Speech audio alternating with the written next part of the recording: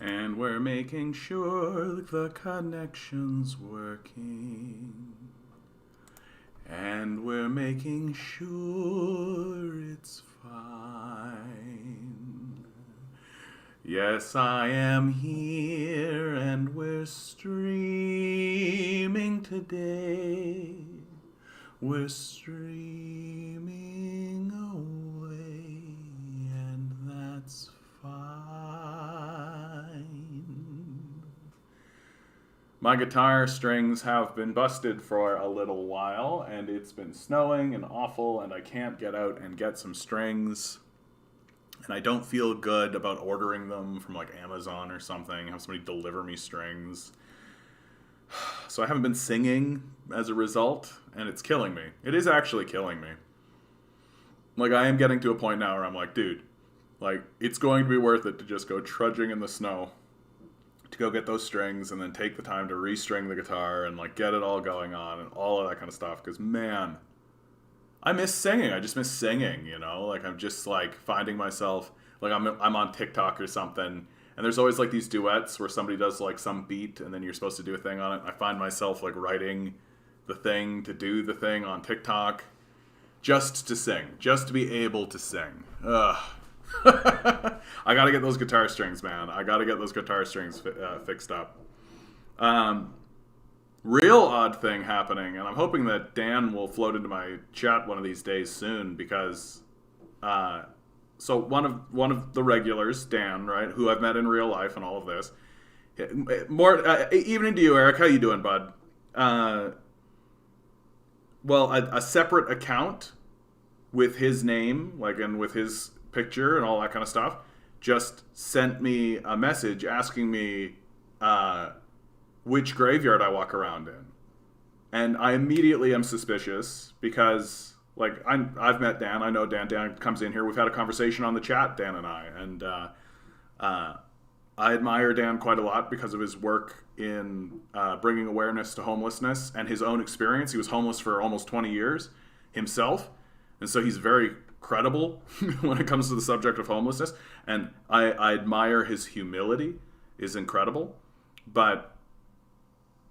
So when a secondary account pops up using him and asking me where's the graveyard, right, or what graveyard am I in, and then I sent a message to Dan on his original account. He hasn't gotten back to me, but it's only been a couple of days, and I know that Dan has trouble with like connecting to technologies and all this kind of stuff. So I don't hold it against him, but the narrative that someone is catfishing me or using him as a catfish in order to find out where I live or find out where I'm recording. It's very disturbing. It's very disturbing to me, right? So hopefully that clarifies, and hopefully it is just Dan, and Dan was just wondering and all that. Like, that's all fine, but I'm constantly aware that there is an element in the society that, I have had people post comments like, I will fight communists to the death, right? And my response to that is always like, yeah, just like the Nazis did, right? But it's very concerning that there's going to be people. Look what happened to Bay Area 415. Exactly.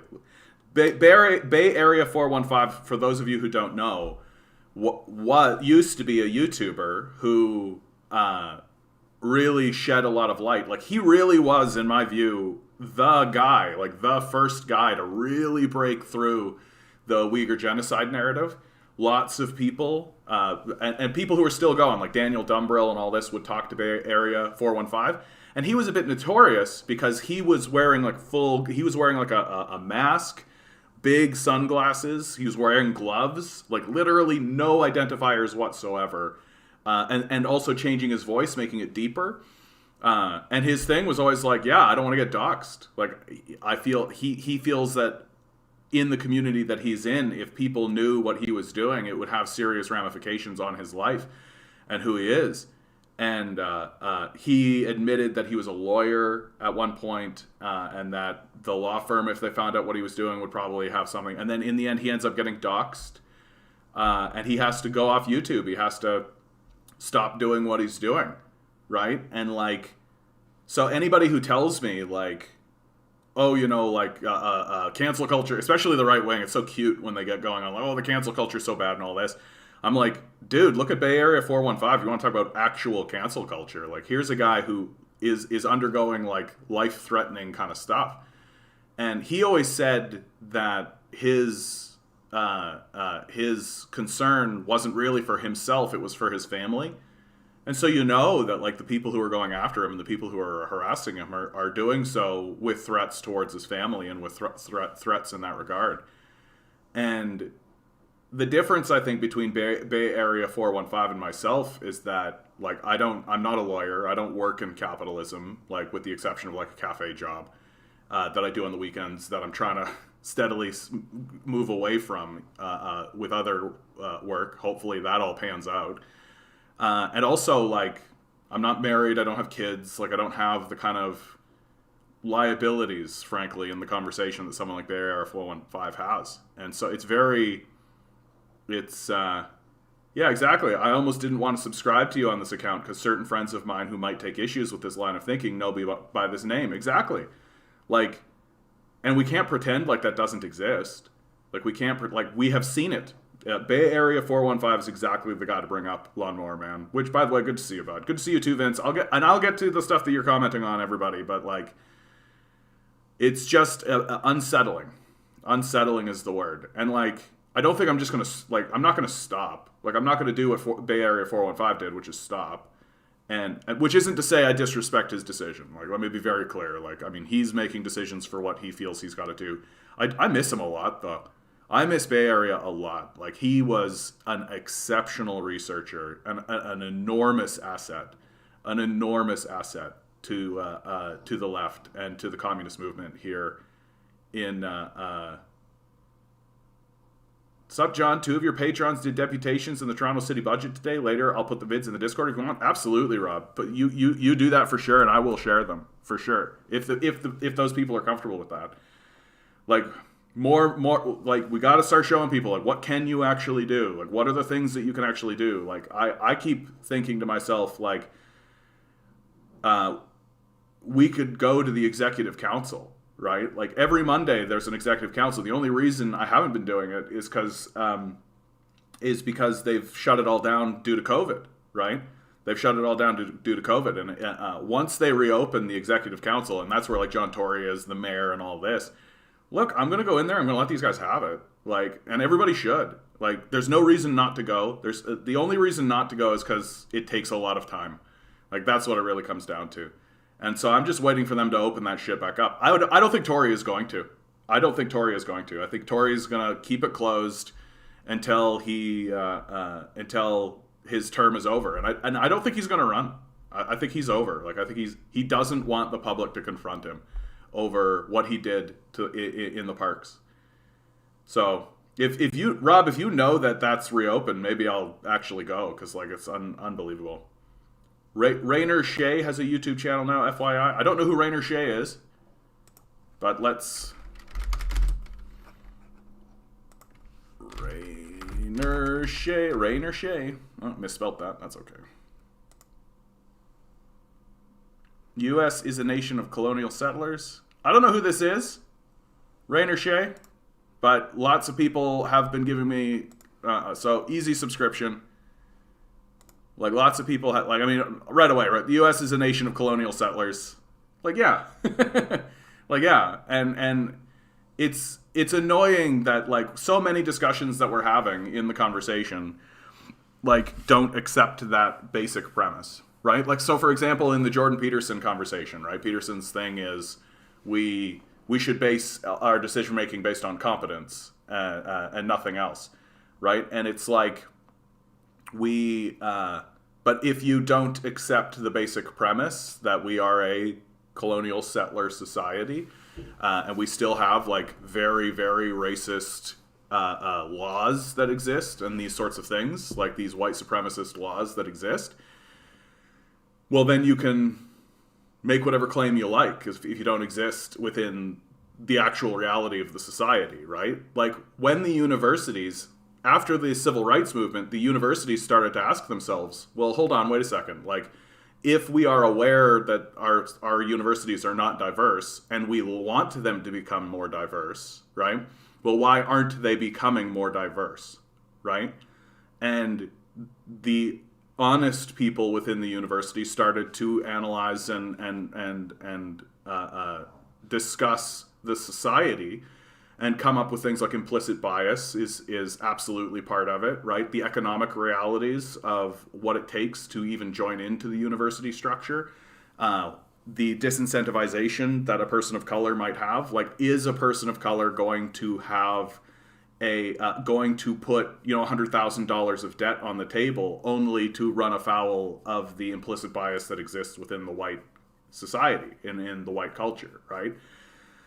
So probably not, right? So they're not even going to try, because all of their interactions with white people have shown them that there is this enormous implicit bias that is observable, that that there's plenty of evidence of. I think the most interesting one I ever saw was they would send a home auditor into a black person's home, and that they would rank it at a certain thing, and then they would change. All they would change in the house is the pictures, and they would change the house, the pictures in the house to white people, and then the house would be appraised at $100,000 more, right? And it's like very, very explicit, frankly, and like these and this kind of thing, if it keeps happening, like if you test for it and it just keeps happening, chances are good that it's real, right?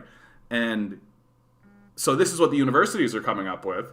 Well, to answer that question of why isn't there more diversity in the university? Well, Peterson's answer to that question is there isn't diversity in the university because black people and people of color are not as competent, right? That is what he is saying. But the only reason, and when you frame it like this, like I just framed it, it's obvious that he's racist, right?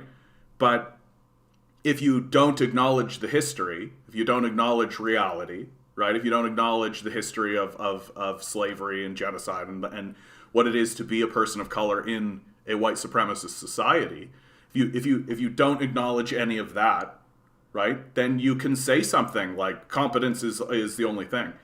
And then you can also be affronted at the attempt to diversify the universities by mandate, which I think makes sense because we segregated the universities by mandate, right? So, like, is it going to result in stupid things happening? Yeah, but it probably should happen.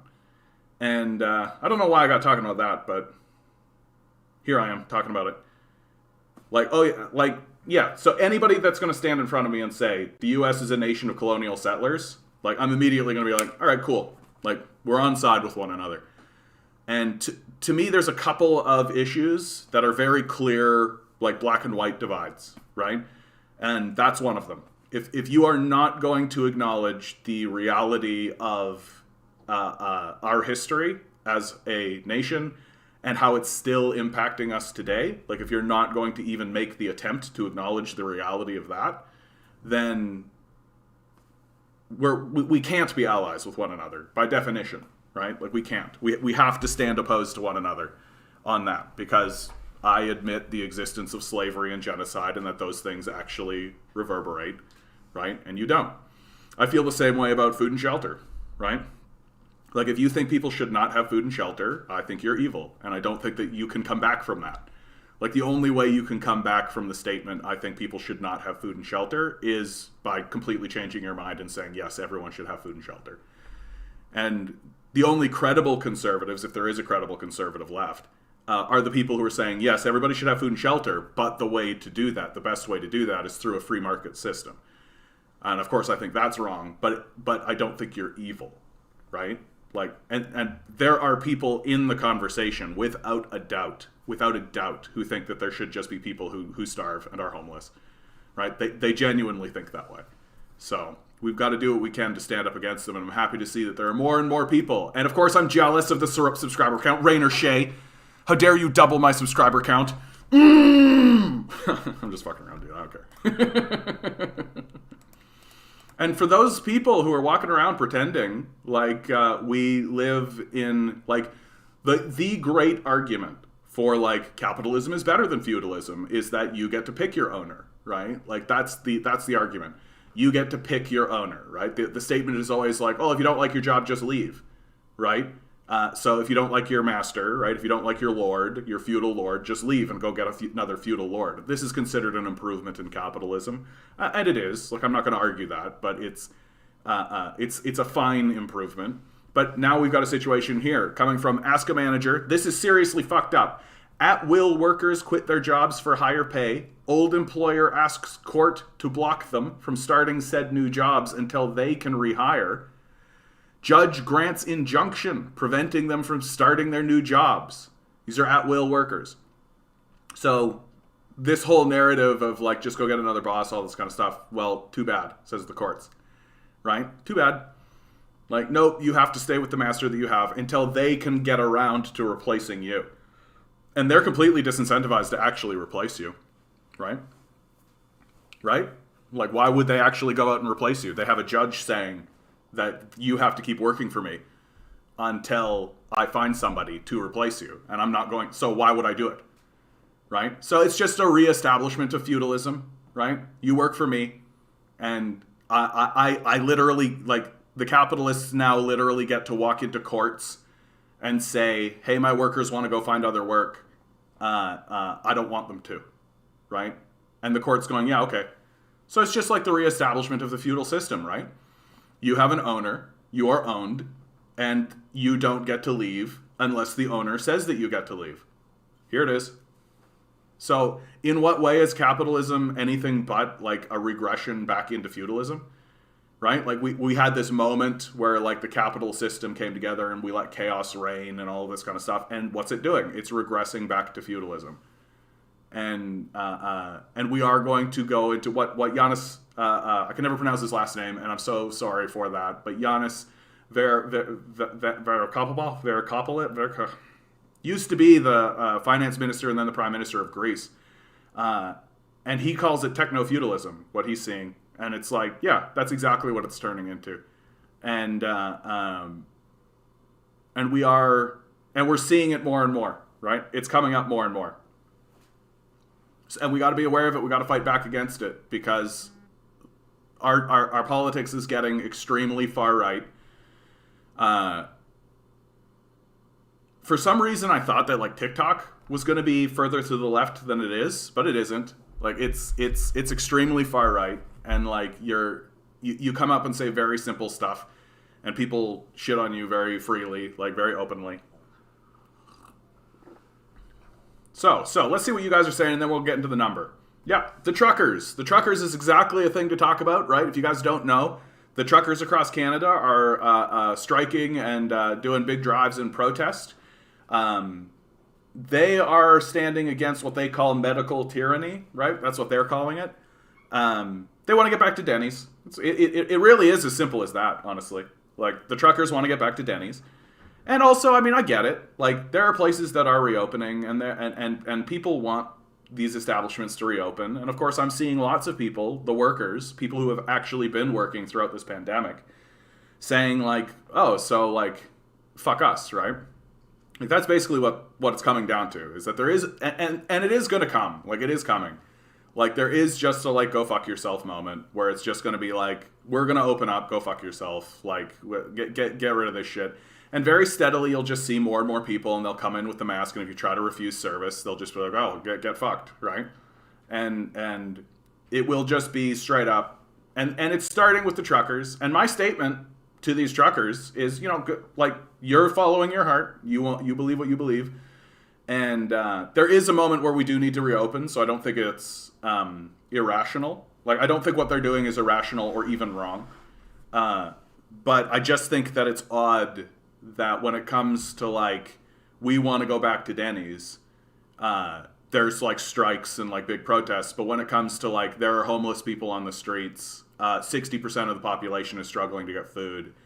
You know, these guys, you know, just put your head down, get a better job, right? So I think it's a touch odd, frankly, what I'm seeing.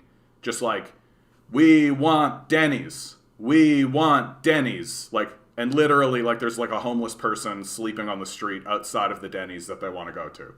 You know? Like, that's the image that I have of all of this. These truckers who are just, like, willing to stand up and willing to fight and willing to do stuff because we want to get back to Denny's. And I'm just like, There's like literally a homeless person like right there, bro. Like literally. And what's your statement to that person? Get a better job? Oh, okay. You know? So I want to stand with these guys, but I just know exactly how this goes, right? Like, they're going to get what they want, which is the society's going to reopen, just like England, just like all these kind of things, for better or for worse, right? The society is going to open back up, and then they'll start trucking again. And then when homelessness spikes and poverty spikes and the disease starts to spread around and things get worse, right? Because the society is structured in such a way so that's going to happen. These guys are just going to keep driving around and just keep telling people to get jobs and stuff. Right? So I find it very difficult to want to be like, I stand with the truckers, when like what they're standing up for is literally like, I want to go for breakfast at Denny's. You know? Just trying to let go of a debate that I had with a conservative where basically comes down to capitalism equals freedom, socialism equals evil because government control. Yeah, I mean, conservatives don't really understand the subject, frankly. They don't know what capitalism actually is, right? Capitalism equals freedom is a slogan. It's like as reductive as it can get. And as long as you have that slogan in your head, capitalism equals freedom, right? And it's especially bad when you talk to like the petty bourgeoisie, right? The people, like maybe he's like a small business owner, or maybe he like, you know, he does own a house and all of this, because they're invested. They've bought in to the idea. And they don't really get the larger society or the larger system because they don't need to, right? And it in their mind, like no matter what happens, they have a major asset, right? So they don't need to actually have empathy or compassion, and they don't. Like this weekend, I did like big studies of like conservative psychology and all this, and every time it's studied, the end result is like, yeah, it's like a form of psychopathy. Like these you lose the capacity for empathy. You just lose it. It's just gone. And it's like, oh shit. Like once you understand that, it gets like, we do have to let go of these conversations. And more we need to understand that like we can't actually engage them because they're not interested in resolving the issue, right? They've lost the capacity for empathy and compassion. Like, and that means that we're not going to change their minds. I think that's the most important thing to and I talked about it in today's video. Like, we literally can't change their minds. Like, literally we can't. It's not possible. They've lost the capacity for compassion, empathy, and reason. They've lost these things. They are gone completely, right? So when you're talking to someone who is like a conservative and defending conservatism, you're talking to somebody who's suffering from a form of psychopathy, who like literally is just like, they see you as a commodity by nature, right? They see you as somebody who needs to be exploited. They see you as a way for them to make money exclusively, right? And if you're not actually fulfilling the role that they ascribe to you, which is that you need to be making money for other people, right? That's what they ascribe to you because you're a commodity to them and nothing more, right? And if you're not fulfilling that, then there's something wrong with you, right? And there's something wrong with you. It's certainly that there isn't something wrong with them because they have a psychopathic tendency. So that means that they've got the narcissism and all of those things, and they don't have any empathy or compassion or reason or rationale, right? So they view themselves as a tiny little god of sorts, and you are their servant, right? And that is how they view the world, and that is what's going on in their mindset. And so if you try to actually have a debate with them, it's a lost cause because they literally physically cannot change their minds. Like they can't change their minds. It's not possible. The only way that they could possibly change their minds is if they actually started to sell their assets, right? If they actually, like, that's the only way that we could be sure that these people have actually changed their minds and have actually, like, if they actually started to give their money away, right? Because that's the only cure for the psychopathy that they're suffering from.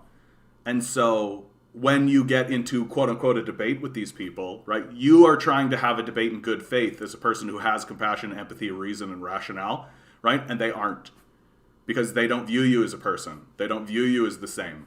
They don't see you as a peer, right? You are beneath them, and you're not accepting that, and that means there's something wrong with you.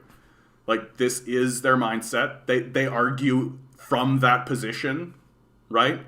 And so my response is that we've got to stop trying to convince these people of anything and start just saying, like, yeah, okay, so you don't actually have empathy or compassion. And so that means, like, and who cares if it makes them mad?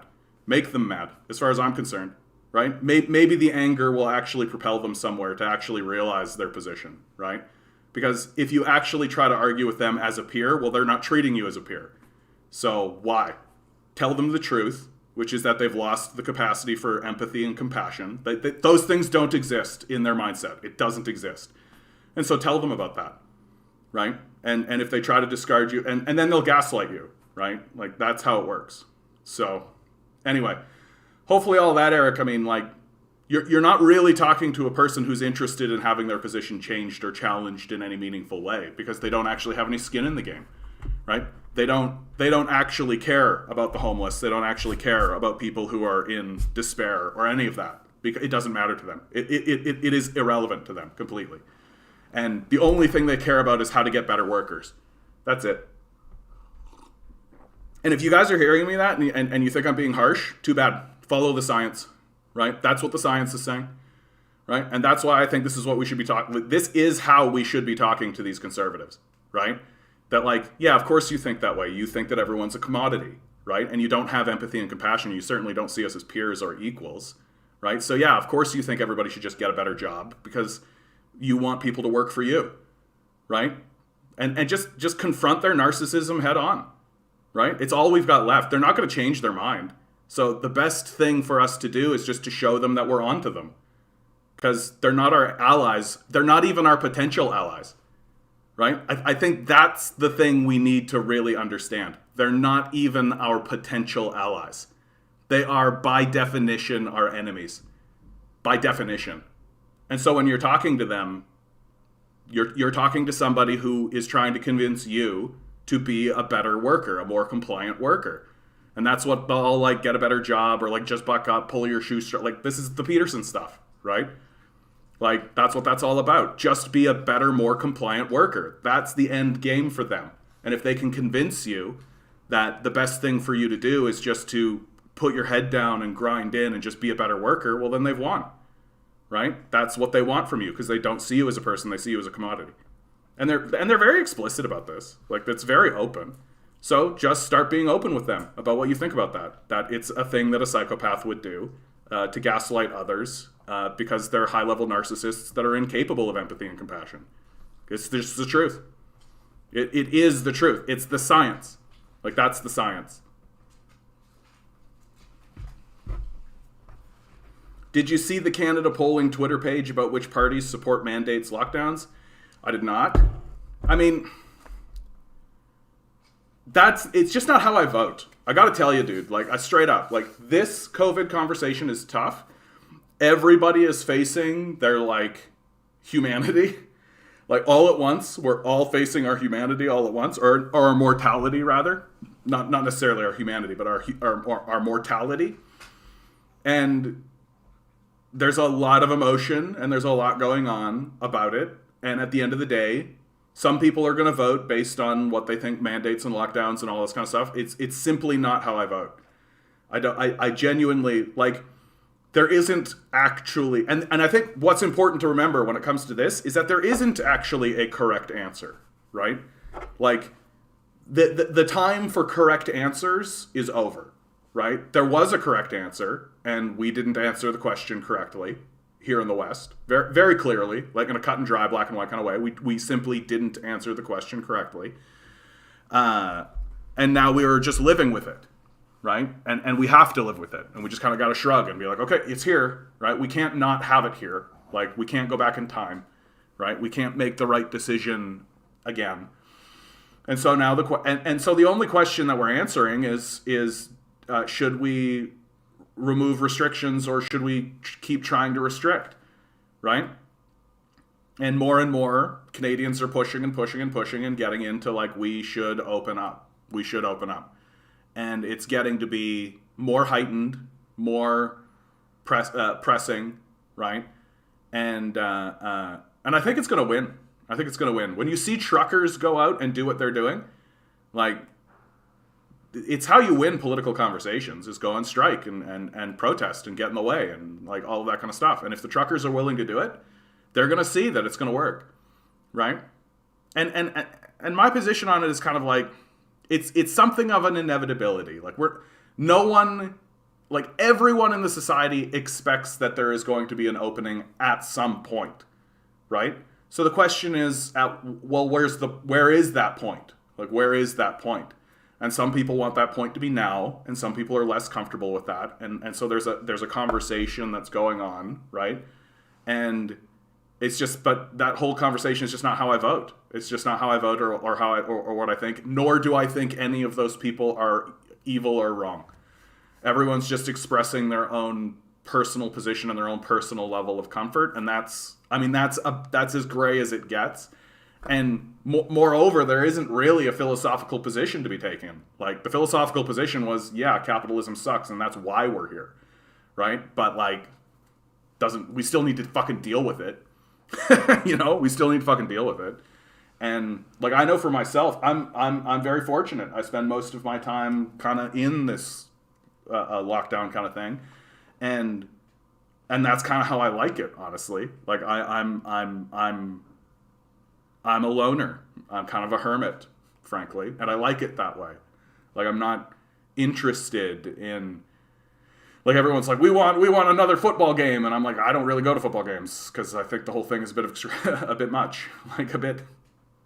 You threw the ball, and that guy got the ball. Good for you. It's funny how much energy we put into these things, and then turn around and say, like, you're playing a video game. That means you're bad. Anyway, blah, blah, blah. And started the whole debate with vaccine mandate. Yeah, I don't really get into that because of that. Like, people have very strong opinions, and I truly don't. Like, truly don't. Like, it's so muddy that I just don't even bother. Those who support mandatory COVID vaccines, all 51 by percentage. Yeah. Liberal bloc. Yeah. It does seem to be, like, pretty clearly, like, left wing thinks mandatory, right wing thinks it shouldn't be. But and again, like, I think that just shows you that people who gravitate more to the left generally are more okay with collective decision making, right? Whereas people on the right are about individual decision making. And, it's the reason why we're in this problem, is because our society has become very fundamentalist in regards to individualism. And, I'm not going to wear a mask to save my freedoms. Like, that's a very fundamentalist position to take. Very fundamentalist position to take. Good to see you too, Alex. Yeah, let's pause for a minute here, guys. I am gonna go back and talk to you guys. Let's get this off the table, though. Come on, this is important stuff here. If we don't do this, are we actually doing a show? Here we go for today's number. It's January 24. I'm picking a 6. 2022. Where are you guys? 10 balls. We got a 7 for Each Mock. Good ball to see you, has Mock. a number. Numbers 1 through 10. Got another 6. Swirl We're pretty low level the here, numbers. guys. Swirl the numbers. Oh man, only Pick 2 a here? number. Another 6? We're really setting ourselves up for a 6. Here we go. Today's number is... Here we go. 9. Well, a 9 is just an upside down 6, isn't it? or also 69, right? Who doesn't love that? It's so funny in my work establishment. I have to say the order number every single time I hand out an order, right? When I do the capitalist job. And every single time it's order 69, I go, and your order number 69. And every time I hand it to the person, and I can tell, they look at me and I look at them, and we both know what's going on, but we just silently don't acknowledge it, right? And they move on. Hey, Lonnie, good to see you. Good to see you too, Major. Damn boxes. Oh, God damn it. Alex, you're very passionate about that number draw today. Did you have some money on it? Is that what happened here? Let's see what you guys are up to here. Almost in, yeah, we already talked about all that. If you're pro-worker, you're pro-mandates, pro-mask, pro-vats, pro-paid leave, no more CERB, pro-more CERB in Canada, pro-more unemployment pay. I mean, yeah, that's all very true. I mean, but I don't, yeah. My democracy, yeah. The guy doubting the poll with a sample size of 5,000 never took a stats class, obviously. No kidding, eh? That was, and I mean, like, if you're doubting the polling, dude, like yikes. If that's like your last refuge, right? Know your enemy, perspectivism, yeah. I just want to end mandates. Jeremy Corbyn and Maduro and even Miguel in Cuba are openly anti-mandate, and it's communist position to be anti-mandate and anti-capitalist.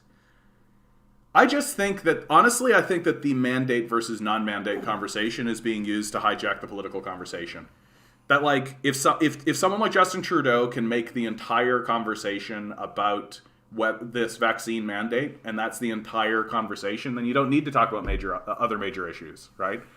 Like, that's what I see. And that's why I'm so, like, about it. Because I'm like, you guys get that this is, like, another grift, right? You get that, like, if we can whip up the populace and divide the populace along this line, then we don't need to genuinely confront, like, housing prices. We don't genuinely need to confront homelessness or poverty or any of these things. Like, everything's just about vaccine mandates. And honestly, like, I'm like, one way or the other, it's, like, not actually going to have an impact on most people's lives. Not really. Like, what's the big change, right? Like, at the end of the day, let's say we go and we mandate. Let's say we mandate. Well, what's that mean? It means that a couple of people who don't want to get the jab will, right? Like, big crybaby moment, right? What if we don't mandate? Like, what if we go in the direction where it doesn't mandate? Well, then that means that a couple of people in the society just won't get it done, right? It won't happen. And, like worst case scenario, like, there's like a little card that you just, like, flip up and they scan it or whatever to see if you were actually vaccinated. Does that happen or no? Right? Like, these aren't significant changes. These aren't significant, and they're certainly not structural changes. And so, like, if I was a politician at this moment working on behalf of the death cult the way that they do, my goal would be to be like, let's make everybody talk about this all the time. Let's make this the subject. If we can make this the subject, then we never actually need to do anything important. And man, if we can make this like an election issue and be talking about this at the election and make everybody hyper-focused on this as an election issue, we're gravy, man. Like, we're gravy. And, like, win or lose, like, who cares? Like, as long as we don't need to actually make promises about housing prices, rent, homelessness, like, as long as we can keep that off the table and just keep abusing and gaslighting the populace, and as long as they're talking about these vaccines and the vaccine mandate, then they're not actually talking about things that matter, right? Things that are more serious. Which, like, again, I understand, like, the vaccine and all this, like, it matters, but does it matter more than how much rent you're paying? Does it matter how much, like, more than how much, like, wealth it has been extracted from the society over this period of time, right? Is it a more pressing issue to you than how much money you're making or how close you actually are to homelessness? Right? Well, so, like, that I don't really, like, I feel like we get caught in the wheels of it, and I'm just like, I'd much rather talk about more serious things, which we're about to right over here. And so I'm being part of the problem right now, because here I am talking about the thing that I say we shouldn't be talking about. Yeah, I'm the problem. Big Pharma gets more and more money with mandates that cannot be sued. Yeah. Well, yeah, they are evil. Like, that's just a gimme. I've been to a Denny's. I've never been to a Denny's. Is it good? I usually go to Wendy's if I can. Need to start to lose weight. Denny's is just like a greasy spoon. Just like, imagine that a corporation took over, like, a hole-in-the-wall greasy spoon, and that's what it is. Yeah, Big Pharma sucks, but the Coke, yeah. Screw both of them. They should be abolished. The Cokes are making the most money off all this conversation. Yeah, that's definitely true. Mainstream media, on and on, yeah. Then the number draw. You should say nice every time you have an order 69. Just subtly, though, right? Not like nice. Not like, yeah, but just be like, order 69, nice. Just like that. Yeah. And, like, again, no epiphany. Not to say that what you're talking about doesn't matter. I really do, like, everything you're saying, I'm like, yeah. Like, I knew all of that was going to happen the moment that this thing started to happen. Right? Yeah. Like, I'm not sitting here being like, and the Koch brothers are making money and all. Like, I'm like, yeah, the Koch brothers make money. Yeah, we know. Like, we know. Like, so, but again, it's not to say that what you're saying is unimportant. I just am like, yeah. Like, point made. I've been doing quite a bit of research on the Belt and Road Initiative for the Red Review. Fascinating stuff. The Belt and Road Initiative is the bomb. It's the bomb. The Belt and Road Initiative is the coolest thing to talk about, so let's talk about it. I'm not going to play this, right, because this is a ridiculous person, in my view. What is Canada's role in Russia's Ukraine tensions?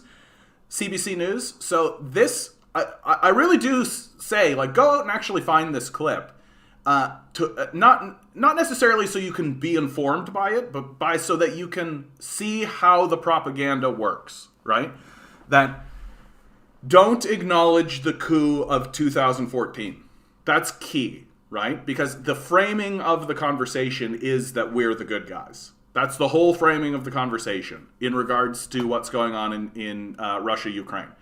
And I've been talking for a little while now that I need to clip this, so I'm going to use this as the jumping off for the clip that I'm going to use so that I can actually just show it to people. Because people don't actually know what's genuinely going on in Ukraine. And because when it's reported on as we are the good guys, then you can just sort of gullibly believe that that's the case. Very much like the conversation we have surrounding Jordan Peterson's racism, right? Like, if you don't know the events or the history, then you can make any claim you like, right? You can basically say anything you like. Major with a 6. Come on, bud. We already did that.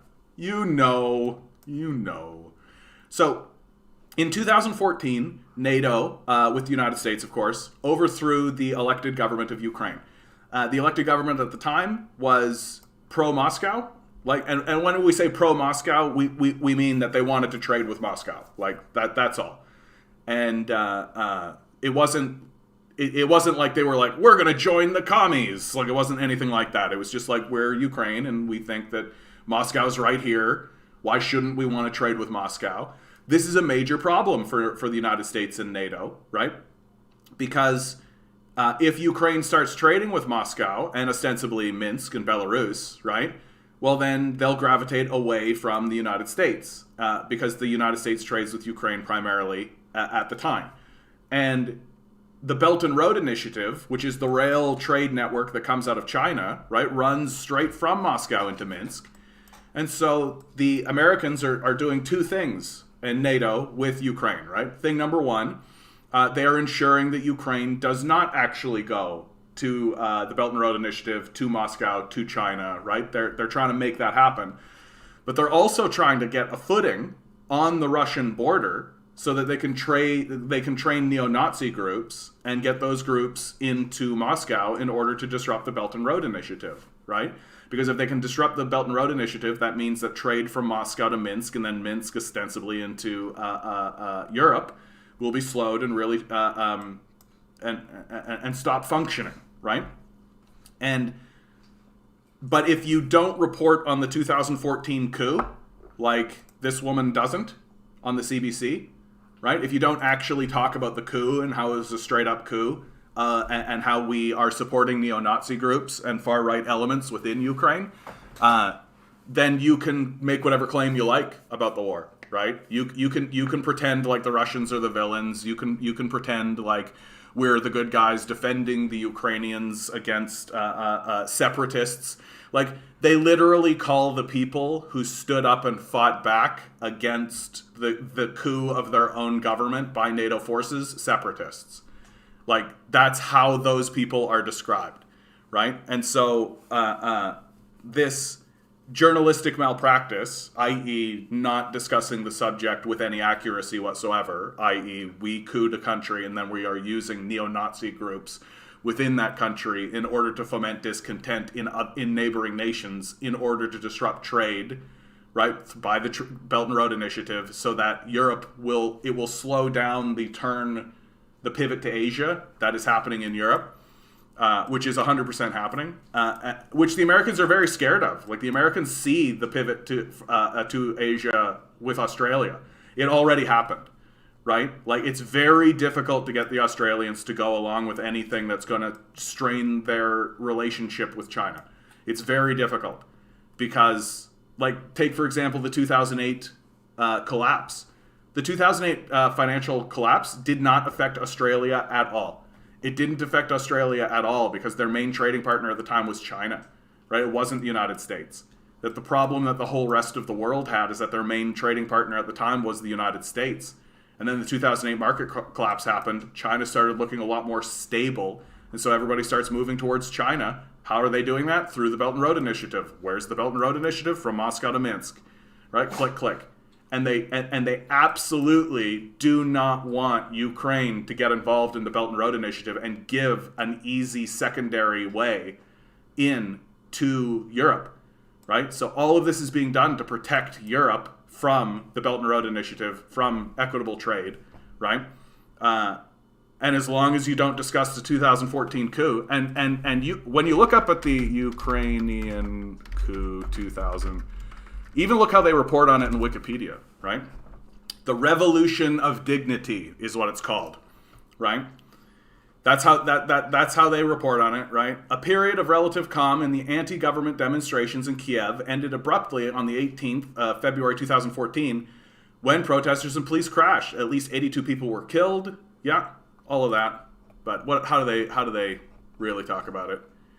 The Revolution of Dignity took place in Ukraine, February 14th, at the end of the Euromaidan protests, when a series of violent events involving protesters, riot police, and unknown shooters in the Ukrainian capital, Kiev, culminated in the ousting of elected President Viktor Yanukovych, right, in the overthrow of the Ukrainian government. So they straight up admit it.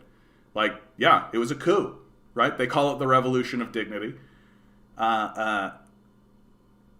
And, like, erupted in response to President Yanukovych's refusal to sign a political association and free trade agreement with the European Union, right? So he's not willing to go along with NATO.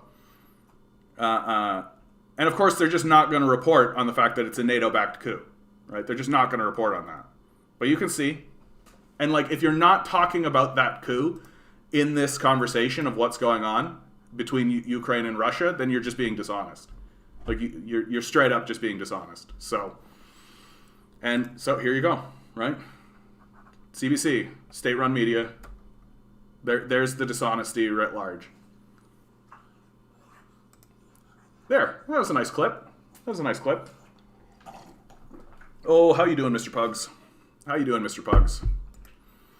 So Saudi Arabia is escalating its attacks on Yemen, and Canada is helping them do it. This one's from the Canadian Dimension.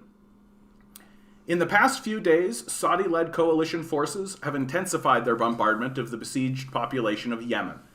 Casualty figures are difficult to verify. On January 23rd, the health minister of the Al Ansar government in Sana'a stated that at least 82 people were killed and 266 wounded in a single airstrike on a prison in the northern province of Sada, where, while law professor and Institute of Social Policy and Understanding researcher Khalid Beidouin puts the total number of deaths since January 21st at over 350. The number of casualties is especially difficult to confirm because Saudi-led forces destroyed a telecommunications tower in Hodeidah. I mispronounce this? Hodeidah, causing a nationwide internet blackout that means on-the-ground estimates cannot leave the country through the usual channels. A United Nations report from November 2021 found that approximately 377,000 Yemenis have died from direct and indirect causes since the beginning of the war in 2014, while 15.6 million live in extreme poverty and entire swaths of the country struggle to survive on the verge of starvation. The famine is man-made, having been imposed on the people of Yemen by the Saudi government and its backers in Western states, including the United States, the United Kingdom, and Canada. Canada's complicity in the war against the Yemeni people is material and diplomatic. So, we sell weapons and supporting the Saudi line on conflict. Predictably, coverage of the recent bombardments in Canadian state media are devoid of any of the urgency that the Saudi-led assault demands, while instability in enemy states like Cuba, Venezuela, China, and Russia receive wall-to-wall CBC analysis from a wide range of experts, almost none of whom ever managed to contradict the line of the Canadian state and its allies abroad. Irish MEP Mick Wallace recently asked the European Parliament, "How many times do we have to talk about the situation in Hong Kong? Yet the Saudi UAE genocidal war on Yemen hardly registers in here. Why? Because the US and the EU are facilitating it. The reasons for Canada's virtual silence on the war on Yemen are the same. For Canadian arms manufacturers and their allies in the capitalist state, the war has been a boon." Right? You don't need to build more bombs if you don't use them. Right? Real simple. If you've got a big stockpile of bombs, you don't need to use them. So you use the bombs so you can build more bombs. In 2016, Prime Minister Justin Trudeau approved a highly secretive $15 billion arms deal with Saudi Arabia, a deal that includes heavy assault vehicles, troop carriers, and other combat-ready arms. In 2018, the Canadian Commercial Corporation responded to inquiries about the gargantuan arms deal by saying that all details of the contract remain commercially confidential. While former Prime Minister Stephen Harper has actually celebrated arms sales to Saudi Arabia, stating in October 2021 that he is proud of Canada's cooperation with the Saudi government, Trudeau's Liberals have reduced the vocal and unconditional support for the Saudis that characterized the Harper years. Nevertheless, the material realities of the Canadian state's engagement with Saudi Arabia have remained the same. For example, the Trudeau government's promise to review its arms sales to the kingdom in the aftermath of the Jamal Khashoggi murder. To the shock of no one, the Canadian state's investigation of itself turned up no seedy details, and arms sales have continued. Meanwhile, the Trudeau government has ignored all public demands to establish an independent investigation into its export policies. Canada sends 30 to 40 million in annual aid to Yemen. By contrast, Canada provides well over $1 billion in weapons to Saudi Arabia and the United States Emirates, the two Gulf kingdoms most involved in the anti-Houthi coalition. Every year, in 2019, the Liberal government sent almost $3 billion in arms to Saudi Arabia. 2020 statistics on Canadian arms sales, the most recent ones available, show that the Canadian government approved $1.3 billion in arms sales to Saudi Arabia that year, far higher than all other non-US buyers combined. Oh, buddy, you're sitting here whining at me. You want to join the show? Let's join in the show. Wow! Wow! I know, buddy. I know, right? I know. Grumble. How dare I pick you up? This pug break brought to you by Milo, the cutest little dog that was ever a dog. Canada's 2020 weapons sale to Saudi Arabia accounted for 67% of its sales to all non-US buyers, meaning that the Gulf Kingdom is by far Canada's largest buyer of arms outside the US military. Project Plowshares reports that fully 93.9% of Canada's Saudi-bound exports were lightly armored vehicles and their associated components, manufactured by General Dynamics Land Systems Canada in London, Ontario. Canadian-made LAVs have been used in Saudi offenses against Yemen, while the United Nations group of eminent experts on Yemen directly blamed Canada's weapons export policies for helping to perpetuate the war. When I write that the Canadian government approved these arms sales to Saudi Arabia, I don't mean they simply allowed them to proceed due to inaction. Following a review of export permits to Saudi Arabia from October 2018 to April 2020, former Minister of Foreign Affairs François-Philippe Champagne announced that the department would resume the assessment of new export permits applications on a case-by-case basis, as is customary in Canadian arms sales. This means that every single sale of weaponry to Saudi Arabia, as with sales to UAE, Turkey, the US, and UK, and so on, are closely reviewed by the Global Affairs Canada and approved by the department's leading minister. This means that any continuation of Canadian military support for the Saudi-led coalition is an active, conscious decision by the upper echelons of this country's political class, all of whom are aware of the damage these exports cause.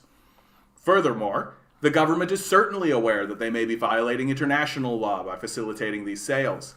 An August 2021 report by Amnesty International Canada and Project Plowshares accused the Trudeau government of flagrantly violating the Arms Trade Treaty, which it only signed in June 2019, making it one of the world's last signatories.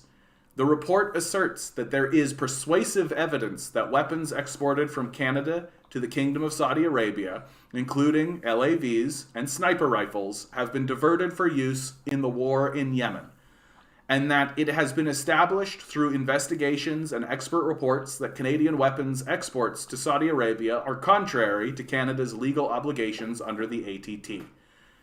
Not only may these arms sales violate international law, in another show of the hollowness of Canadian democracy, there has been virtually no public consultation on weapons sales to Saudi Arabia, and the latest multi-billion-dollar arms deal to the kingdom was essentially a non-issue during the two most recent federal elections. While the NDP publicly opposed the sales of combat vehicles to the Saudi government, party leader Jagmeet Singh did not make this opposition a central pillar of his campaign, and his quietude has helped the issue fade in the minds of many Canadian voters. The fact that, after 8 years of a brutal war of aggression perpetrated by the Saudi-led coalition, the Houthis remain in control of Sana'a reveals that the Saudis and their Western backers will not conquer Yemen. Resistance will continue, no matter how many new bombardments the Saudis lead, meaning that Canadian arms sales serve no purpose beyond wringing extra billions from a starving and brutalized population. Canada's involvement in the war on Yemen can be explained in 2 words: blood money. It is that simple, and there is no excuse for the federal government's consistent facilitation of these weapons transactions, no matter how many pathetic justifications they conjure up. You can't make nationwide famine disappear by insisting upon the importance of Canadian manufacturing jobs. You can't eliminate the Houthis' domestic popularity by blindingly applying the Iran-backed descriptor to any discussion of their resistance. And Yemen can't wait for the Liberal Party to grow a conscience. Owen Schalk is a writer based in Winnipeg. His area of interests include post-colonialism and the human impact of the global neoliberal economy. Visit his website at www.owenschalk.com. I wonder if it's Owen Schalk or Owen's Chalk. Probably Owen Schalk. Anyway. This ties into what I was saying earlier, right? Like, the Liberal Party can't grow a conscience. That's what's going on. That once you attain a certain level of wealth, once you attain a certain level of disconnect from not only your society, but also global affairs and all of this, you can pretend as though what you're doing is right? And you don't have the capability. You lack the capacity to understand things like empathy or compassion, right? You just don't have it. And so all the liberals care about is their own prestige and their own power on the world stage. And they're essentially just doing everything the United States is telling them to do, but it's a losing game. It's a losing game. We lose this game, right? Like, first of all of the money that we funnel into Yemen in order to do this is lost, right? It's just lost. It's pointless. Like, this whole conflict is pointless, right? That we might as well just be bombing sand in the desert for all it matters, right? And this whole idea that, like, we're pouring this money in here and it's going to have what result? Who knows? Who cares? And all it is going to result in is our isolation. That what is going to happen to Canada, because of these completely illegitimate actions, which are obviously illegitimate, and everyone in the rest of the world knows it, right, is that we are just going to be isolated along with the United States. That it's just going to be the two of us in a corner with one another, right? Like, that's what's going to happen to Canada. And there is no serious movement in Canada to rectify this. There is no serious movement in Canada to try to come out. And more importantly, the Canadian people themselves. This is the most important part, if you ask me. The Canadian people themselves don't care. Like, you can see that pretty clearly. Like if you do a video about this, right, and there is a comment section, it's going to be full of people who are like, yeah, fuck these Yemeni. Like, let's bomb them. Who cares, right? Like just the same. The reporting of that the Chinese people have a very dim view of Canada, right? Well, the response from Canadians is, haha, good, fuck them. And it's like, dude, you get what happens here, right? Like, you understand what happens if you continue that, right? You're the loser, right? And Canada loses this. It's a bit, and it's going to be big. Like, it's not going to be a small loss. It's going to be a massive overturning of our position in the world, where the entire rest of the world is going to look at us and be like, who are you? No, we don't give a shit about you. What do you make? Nothing? Fuck off. And that's essentially the conversation that's coming for Canada, right? Like, people care about our raw resources. Like, that's what Canada's economy is. It's raw resources. But, like, the people can just go get fucked, right? Did the Georgian mercenaries shoot people in Euromaidan? I don't know the specifics, Major, honestly. Like, I don't, of this particular moment. Sorry. And I don't care to do like a big research thing in front of you guys, so I'll look into that though. Me and Kiri's deputations are in the live stream Discord. This is the beginning of a serious municipal campaign.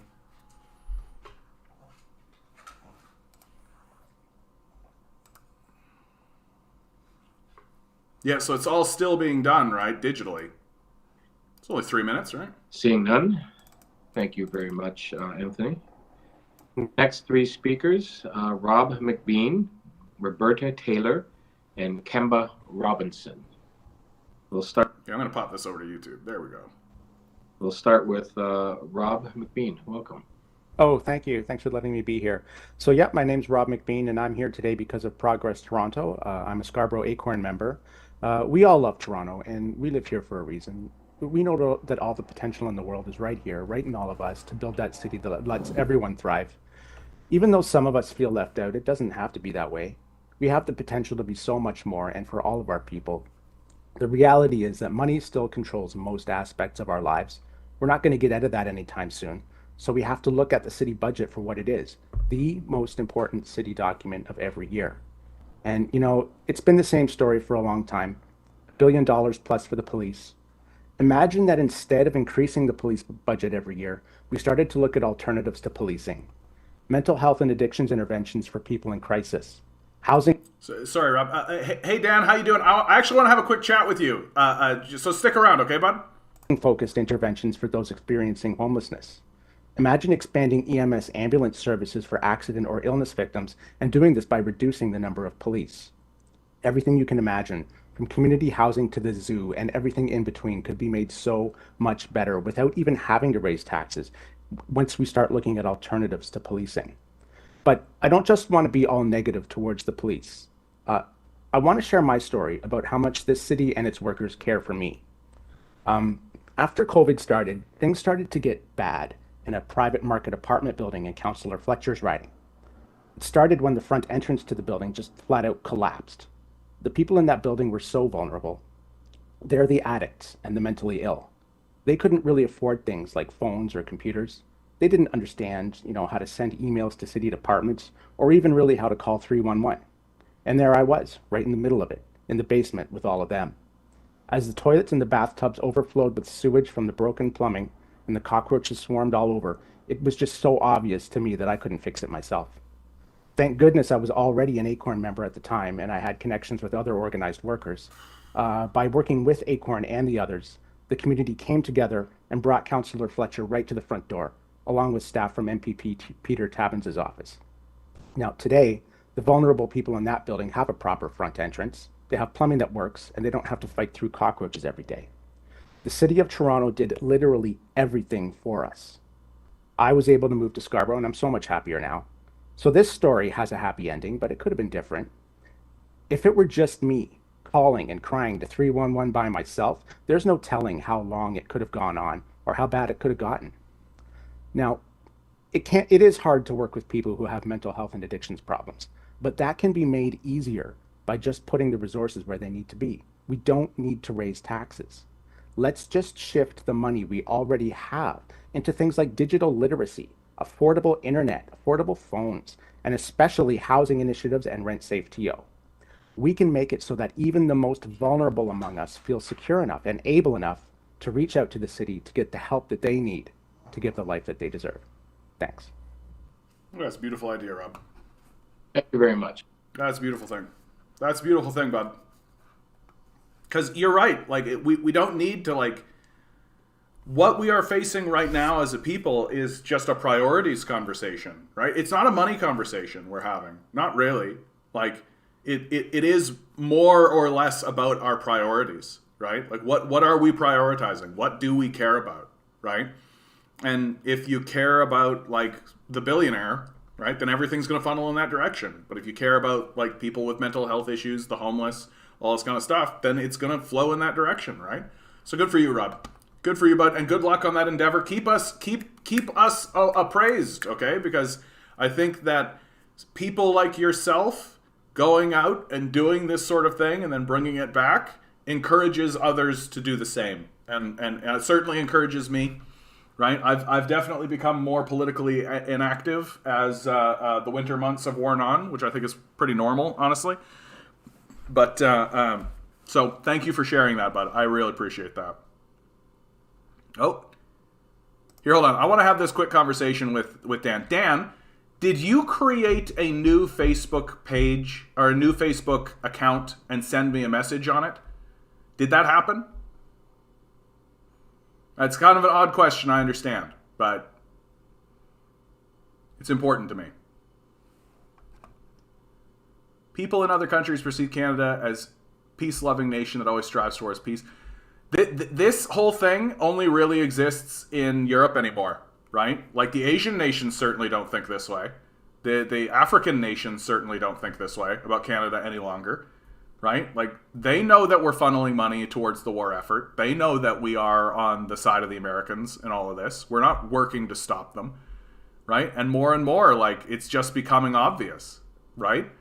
Like, even European nations have to, like, especially, like, if I'm Ukrainian, I'm fairly aware that there's been a coup. And I'm fairly aware that Canada is part of it. You know? And that kind of thing just leads to trouble for us. Okay, so that was you. What question did you ask me, Dan?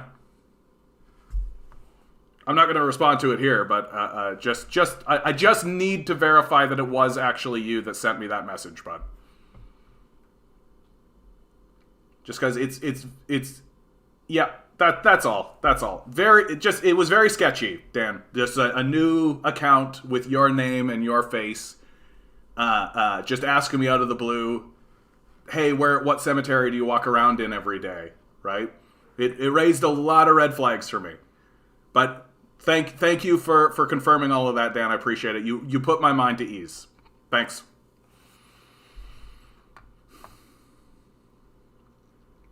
All right. So yeah, the Belt and Road Initiative, really cool, but it does get messy in practice. All these things are wont to do. Yeah, of course it gets messy. It's humans, right? Like, that's something that bothers me a lot about, especially conservatives. Conservatives do this all the time, right? Oh, you didn't solve this problem perfectly instantly. Or, oh, you're facing roadblocks and blockades, right? So scoff, mock, it doesn't work, right? It's like, dude, it's always going to look that way. Like, it's humans being humans. Like, it's always going to look that way, right? But that's why they're called reactionaries, right? Like, they're not actually planning or creating or doing anything or actively pursuing anything. They're just reacting to what's going on in the world.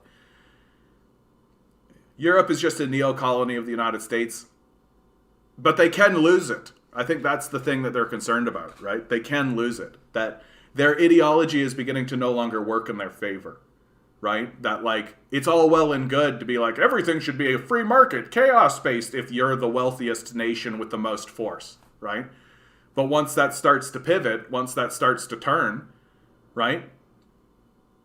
Then suddenly free market capitalism is a problem, and we gotta do something about China and all this kind of stuff, right? Like, wait, what happened to your free market? Like, why isn't the free market's not working in your favor anymore, right? So that's the problem. That's the problem. And we got a second one here. This is Kiri. Kiri comes into the chat every so often too, I believe.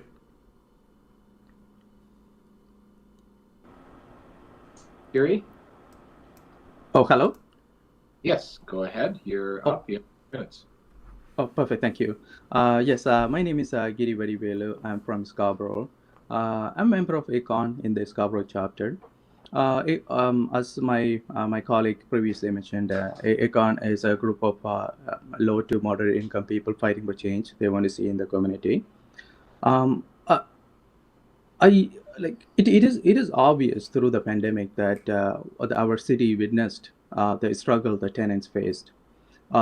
Tenants are a vulnerable group that we can all agree. And why are we letting the tenants um, be on their own in this difficult time? Why are we not doing the right thing to support them?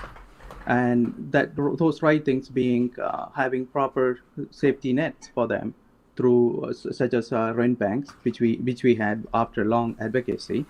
That was very helpful. I mean, I'm one of them who benefited from it.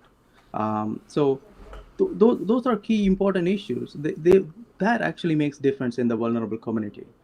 But instead, what we are doing as a city is increasing the police budget every time. And if we go back and look at the years, annual basis, police budget is untouchable. It's always going up, and tenants are always left in the dark and always in the last minute decision. Oh, okay, this is human crisis now. We have to do something, and that's when the city is acting. And we don't have to be that way. If we let tenants be fend for themselves this way, we are not going to solve the problems in our community. And we have to understand that police do not solve social problems. Police are crime fighters, and they say that themselves because they don't solve social problems. And social problems are the responsibility of the city, responsibility of the people, and obviously the elected officials that we have you to represent, all of you to represent us. And we are always frustrated. We ACON members are always frustrated. It's the reason is when we have an advocacy work, we ask for something. We ask for at least 25% of our allocated unit, 25% of allocated units for affordable housing. We only get 10. And I understand we cannot get everything we ask for, but the reason we do that, we come up with those numbers after extensive research, extensive homework that the city is not doing, that we are doing it.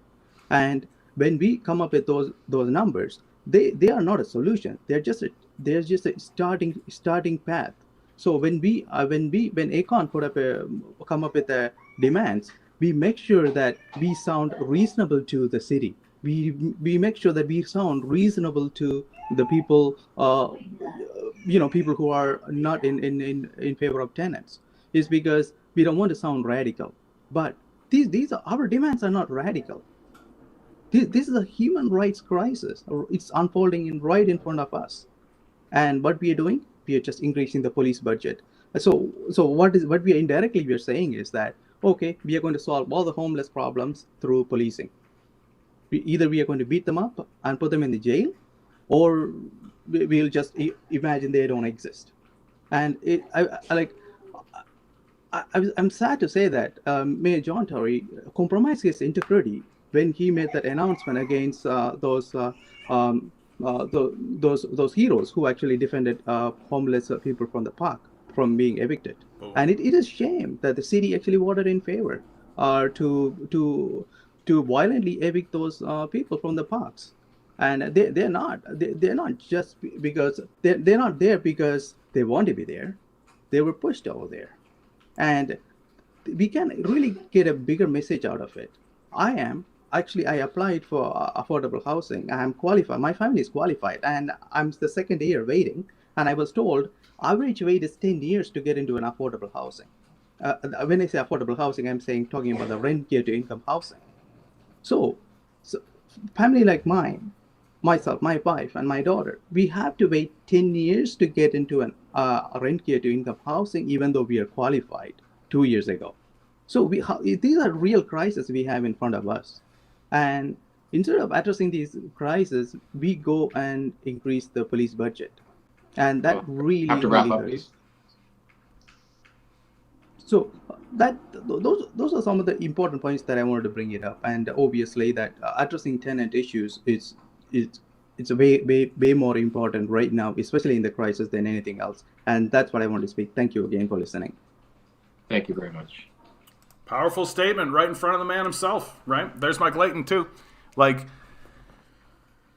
yeah, John Tory has compromised himself. Like, absolutely. Like, before John Tory's assault against the homeless, right? And the homeless parks, I always sort of viewed him as like conservative, right? Moderate conservative, which is to say, like, I don't think John Tory is like a far right, like alt right, neo-fascist type. Like, I think that he is just a genuine conservative, right?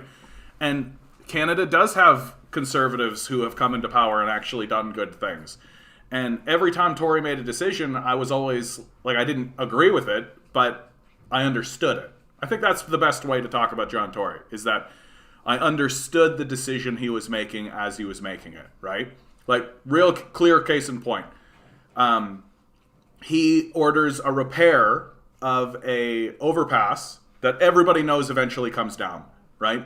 Everybody knows eventually this overpass is coming down. Like, there's no saving it, right? In fact, the entire overpass system that exists on the coast of Toronto is likely going to be torn down. Like, it's something of an inevitability. And so to do repairs on it is like a concession to the drivers of the city, right? So it's like, I don't agree with it, but it does make sense. Like, people do use it. People are still in favor of it. Like, it's not illogical. Assaulting the homeless the way that he did is not only illogical, it also flouts in the face of any kind of empathy or compassion whatsoever.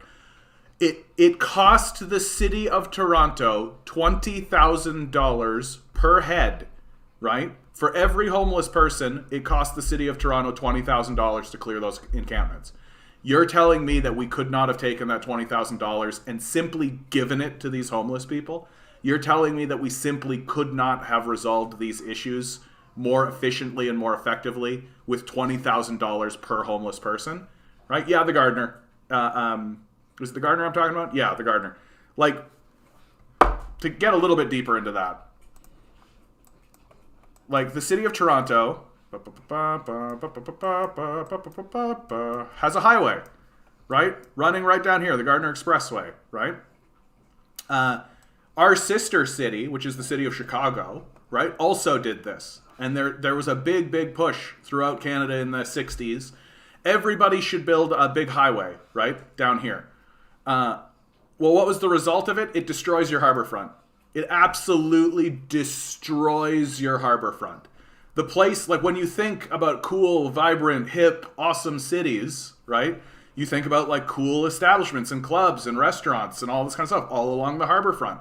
And the harborfront becomes like this really a beautiful, cool place to go. Like, you picture like a romantic couple walking down the harborfront. You put these highways on your harborfront, destroys them, makes them ugly, makes them despicable, disgusting, garbage underneath them all the time. No matter how much money you spend cleaning them up, there's always fucking garbage. Enormous, like, traffic funnels get thrust into these areas, and so it's just loaded with traffic. It's noisy, it's smelly. All of your green space is gone because you got to have this stupid thing. And where do the homeless sleep? Underneath overpasses, right? It makes complete logical sense. And so when you go, like, hey babe, let's have a cool date together. Yeah, cool. Let's go to the harborfront. Okay, so the walk from here to here is the end of your fucking date. Like, no, it's not a cool place to be. It's not nice. And the city of Chicago, right? The city of Chicago already tore theirs out. They put it in. They did exactly what we did. Right? And a bunch of other cities, right? We're not alone in this. They have already torn them out, right?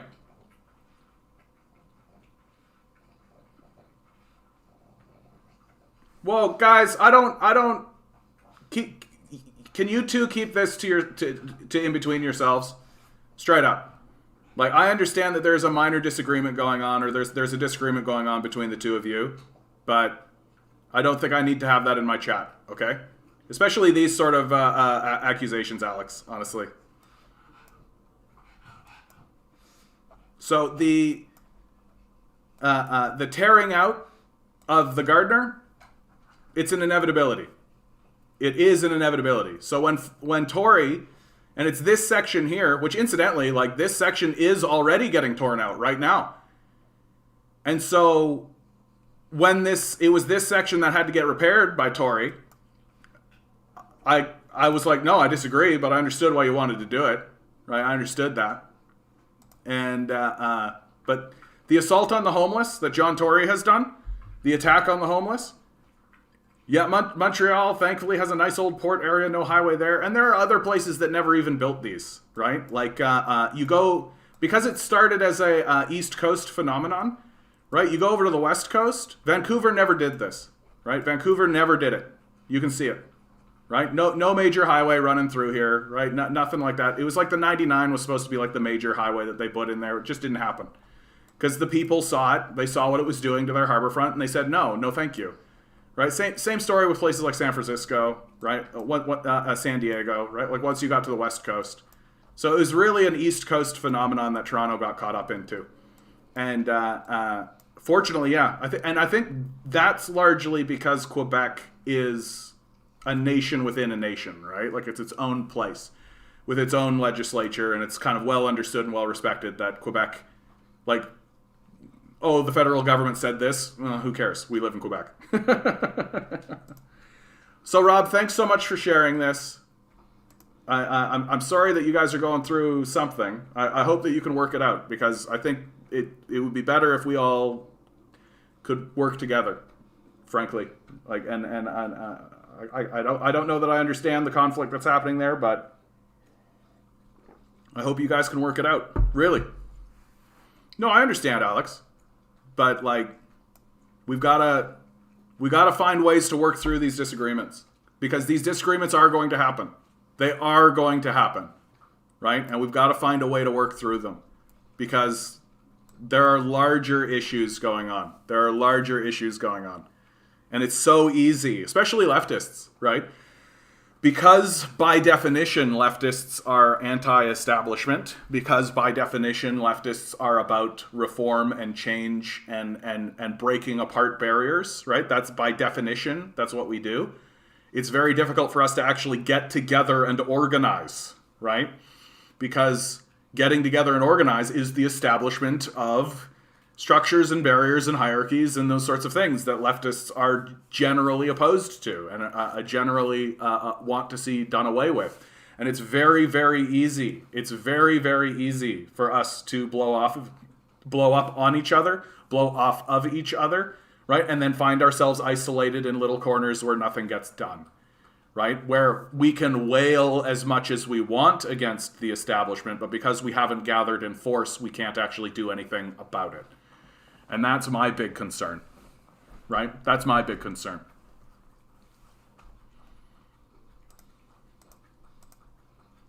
So this one coming from the Narwhal. Real great place, the Narwhal, by the way. Like, not quite, like, they've got, like, they're sort of establishment, but not really. Anyway. Doug Ford vowed savings from canceled cap and trade. Now Ontario faces 2 lawsuits. 3 years after the Progressive Conservatives scrapped a program they falsely labeled a carbon tax, businesses that lost money on emissions credits, including global giant Koch Industries, have filed legal actions against the government. Look at this, the Koch brothers, man, they're everywhere, right? Have a good one, Alex. Have a good one, bud. Good luck out there. On July 25th, 2018, 22 days after the Doug Ford government canceled Ontario's cap and trade program, Sherilyn Matthew Vedes was invited to an hour-long webinar by the Ministry of Environment. 2 months before, Vedes, the president of SMV Energy Solutions in Cambridge, Ontario, had paid $18,612.08 to take part in the cap and trade program as a general market participant.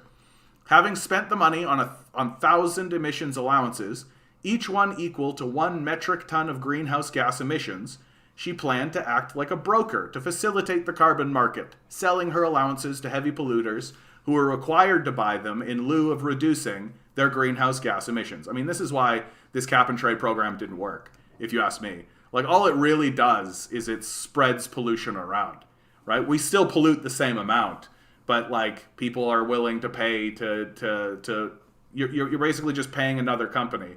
And I've even read stories about how, like, oh, well, so why don't I just create a shell company, get the emissions allowances from this shell company, and then pay the shell company, which I myself own. So it's like an incestuous little cycle. So it doesn't resolve the problem, right? And it doesn't resolve the problem. It's just wanking, which is all we've ever gotten out of these politicians in regards to the climate issue, right? All we've ever gotten from these guys is a wank. Like Vedes had planned to invest the money she would have earned from trading these allowances into projects offering energy conservation solutions to her community. She also anticipated getting paid as a consultant for heavy emitters, explaining how the program worked and helping them purchase allowances. When then Environment Minister Rod Phillips announced details of the program's end in July 2018 as the new government's first order of business, Vedes assumed the wind down would be done slowly and include consultation with participants. To her shock, Vedes' cap and trade accounts had already been frozen. She could no longer access the money or trade her emissions credit. They were simply seized, she said. I didn't think they'd immediately turn their back to billions of dollars. After all, in May 2018, the Ministry of the Environment reported that cumulatively, the Ontario Cap and Trade Program had put over $2.87 billion in provincial coffers. But just weeks after that report came out, Ford's Progressive Conservatives won the election. At that webinar, soon after the cancellation announcement, Vedes and other attendees were told that the program was being halted, effective immediately. The session was briefer than the hour allocated. Vedes said the officials echoed much of what the government had already said about the end of the program and addressed few questions or concerns participants raised in the conversation. Now there are 2 legal actions that have been filed against the government's cancellation of the cap and trade program. Vedes is leading a class action lawsuit of businesses trying to recoup lost investments and contractual obligation, which could become the second time stakeholders have challenged the constitutionality of the Ford government's decision to cancel the program. In a separate suit, the global giant Koch Industries is seeking $30 million to recoup its own lost investments. Losing either suit could make one of Ford's most high-profile 2000 election campaign promises that canceling the program, which his party mischaracterized as a carbon tax, would save Ontarians money. An expensive falsehood. I mean, are we shocked? The cap and trade program was in its infancy when the Ford government came to power in June 2018. It was designed to create a carbon market, the second largest in the world, formally called the Western Climate Initiative, between Ontario, Quebec, and California, allowing participants across all 3 jurisdictions to buy and sell credits to pollute. Only the capitalists can come up with this solution, eh? Like, keep polluting, but we'll create a pollution market. Like, we'll trade pollution with one another, so everybody can pollute as much as they want. We'll just trade it amongst ourselves. And because only like 5 guys own the whole system in the first place, it's just a big fucking wank. It's literally 5 dudes standing in a circle wanking each other. Anyway, Nobel Prize winning economists William Nordhaus and Paul Romer. And I also want to point out there is no Nobel Prize for economics. Like, this is how deep the grift is, guys. There is no Nobel Prize for economists. It doesn't exist. The official Nobel Prize doesn't have an economics thing. They created one and they call it a Nobel Prize. So it's not even part of the Nobel system. Like, it's just a thing that the neoliberals made so that they could give these awards to the neoliberals that agree with them. Like that, and that's literally how it's gone in terms of the Nobel economics Nobel winner, right? So when I see Nobel Prize winning economists William Nordhaus and Paul Romer, I immediately think like total subservience to the death cult. That's what I immediately think. As well as many scientists tout programs that put a price on or regulate pollution as the most cost-effective and efficient way to quickly reduce greenhouse gas emissions that contribute to global heating. Some critics, particularly of European carbon pricing programs, say such systems often don't have high enough caps or strong enough disincentives to actually decrease the level of emissions produced by industry, which is accurate. Ontario signed the agreement with Quebec and California in September 2017, and it came into effect the next January. Any industrial facility emitting 25,000 tons or more of greenhouse gases annually, as well as electricity importers and fuel suppliers, was required to participate in the program. Each company had a limit on the amount of carbon dioxide it could emit. Those that exceeded the cap would be required to purchase emissions allowances from others that emitted below the limit. And I'd like to interject here that, like, I don't think cap and trade is effective, right? But at least it's a program, right? At least it's something where you could establish it and then just grab the lever and just start cranking it down, right? That, like, in truth, like, the cap and trade thing is like, it doesn't work because the caps are too high, and also allowing everybody to trade with one another just means that you pollute the same amount in the end, so it doesn't have the effect that you're looking for. And of course, there are ways to manipulate it so that you can create shell companies and false kind of things and pretend as though that's a completely different entity. Yeah, I'm for sure trading all my pollution to that entity that for sure, definitely does exist outside of me because it's a corporation and corporations are people, right? So that's the reason why it doesn't work. But at least it's a program, and you could grab the lever of it and be like, oh, the cap is too high, so let's just... Right? At least it has this effect that you could do this. And the Ford administration coming in and just kiboshing it, now we're seeing that not only did they just kibosh it, they kiboshed it in spite of the industries itself being like, hey, dude, like, we were doing this. Like, we were investing in this. We were moving forward with this. And it is fundamentally because Doug Ford, when it comes to climate change, is a hack. He doesn't think climate change is a problem. He doesn't think climate change is real, right? Like, he's in that group of people. Like, his daughter is an anti-vaxxer, for God's sakes. Like, he's in that group of people who just believes that the world is not real. The end of the program was abrupt but complicated and left many parties unhappy. Though it had frozen participants' accounts in the summer, the government didn't hold its much-delayed public consultation over the Cap and Trade Cancellation Act until October 2018, a month before officially passing it. The legislation recommended repaying some participants, but it didn't call for a compensation for general market participants, like SMV Energy Solutions or Koch Supply and Trading, a subsidiary of US-based Koch Industries, owned by the billionaire Koch family. I'm so torn about this article, because on one hand, it's like Doug Ford fucking with climate shit, right, which I wish he hadn't. But then on the other hand, the Koch brothers are getting fucked over, so I'm like... At the public consultation, Koch Industries made a submission noting that 5 of its companies had participated in the Western Climate Initiative. With emissions purchases in both Ontario and California, its submission stated that the cancellation would create winners and losers through the proposed compensation scheme, and urged the government to reconsider. The company wrote that in the aftermath of the cancellation, its emissions purchases would be stranded in Ontario and deemed worthless.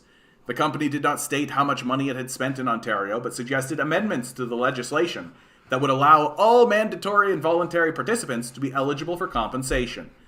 The Cap and Trade Cancellation Act passed in November 2018 without these proposed amendments. Like, this is how fucking stupid Ford is, right? Like, he's even alienating his own allies. Like, it's ridiculous. The $5.09 million in compensation that was eventually paid out went mainly to emitters, though it is unclear which companies received them. Among the program's 250 emitter participants were Suncor, Imperial Oil, Enbridge, Union Gas, and Ontario Power Generation.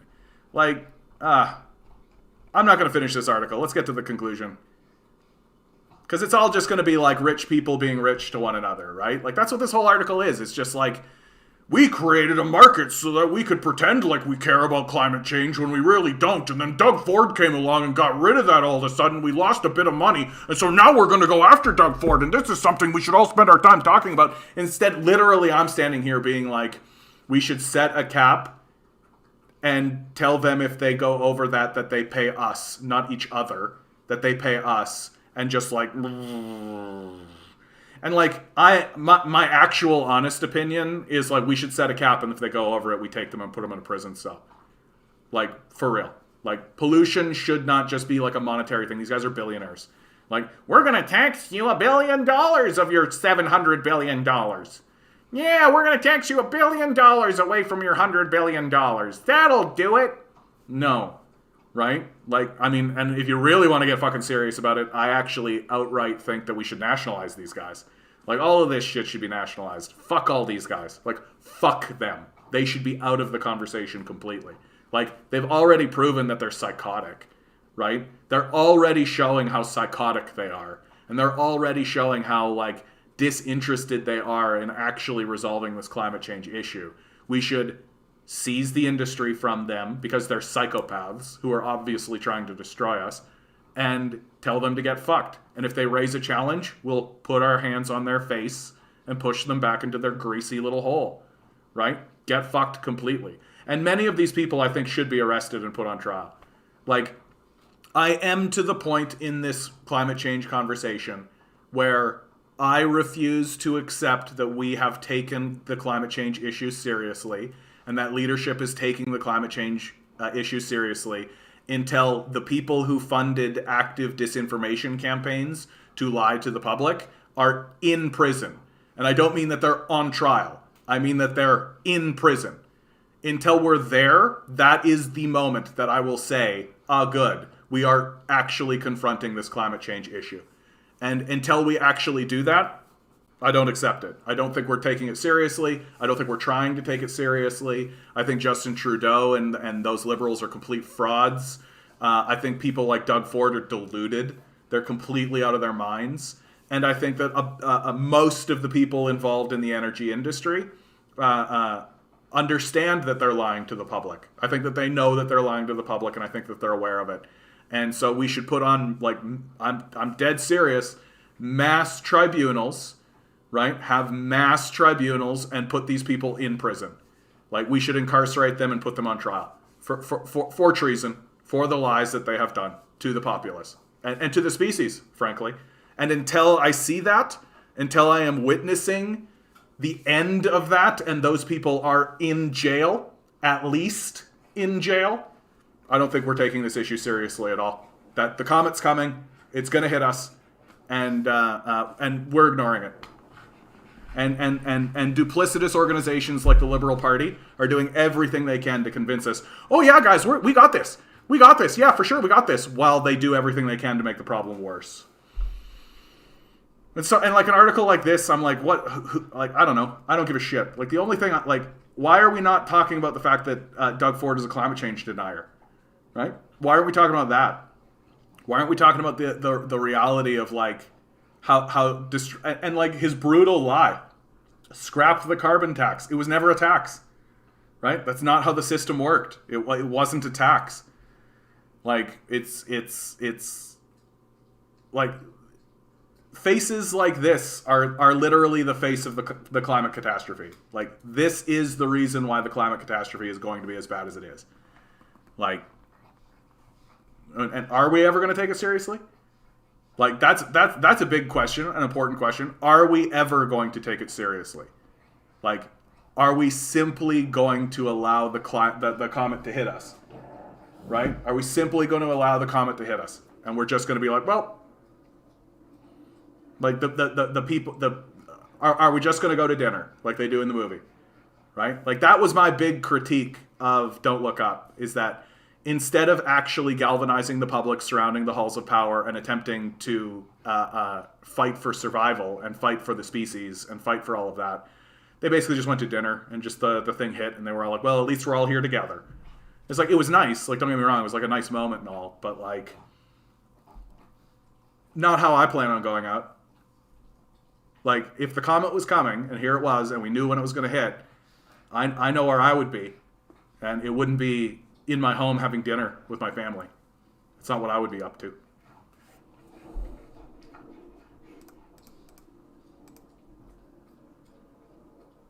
Yep. Canada's mainstream media lap up spy agency claims on Ukraine manufacturing consent for conflict. Written by Jeremy Apple. Russia, Russia, Russia. If you've been paying attention to the Canadian media in recent days, that's likely the majority of what you've been hearing. Russian President Vladimir Putin, you may have heard, has amassed 100,000 troops on the border with Ukraine, a country within which there is a significant Russian minority. We're told that, as NATO member, Canada must step up military assistance or suffer consequences, ignoring what we're exactly doing in Ukraine and its consequences. That Canada must participate in NATO's hostile encirclement of Russia is taken as a foregone conclusion. Coverage of a recent bulletin from the Canadian Centre for Cybersecurity, an arm of Canada's major spy agency, the Communications Security Establishment, provides a useful case study in how media manufactures consent for escalating conflict. The release, which was accompanied by a similar bulletin from the US and the UK spy agencies, tells operators of critical digital infrastructure that they should be very afraid of Russian cyber attacks after Ukraine claimed it was hit by one.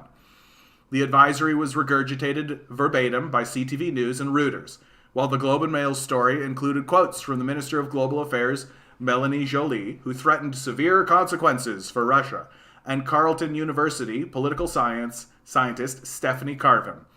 The Globe reported that Carvin warned Canada would be targeted because it is among the most outspoken countries championing Ukraine's right to independence and freedom from Russian interference. Not NATO interference, of course.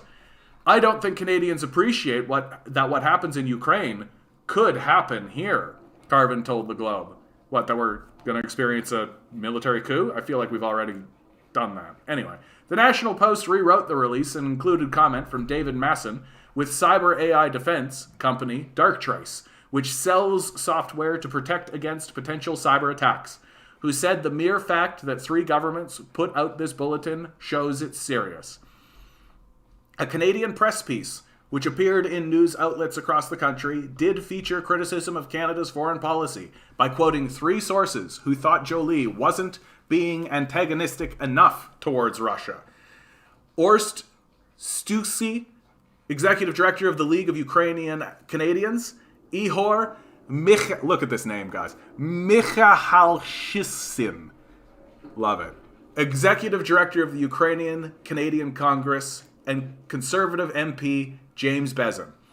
The question of whether Russia is actually engaging in cyber espionage against Canada, to what extent, and if so, whether Canada taking a more cautious approach might ameliorate this threat, is, for the most part, left unasked. I really gotta ask. I really do. Like, I keep hearing about, like, cyber security or, like, cyber threats or any of this kind of stuff, and, like, nobody's ever been, like, particularly clear to me about, like, what is that?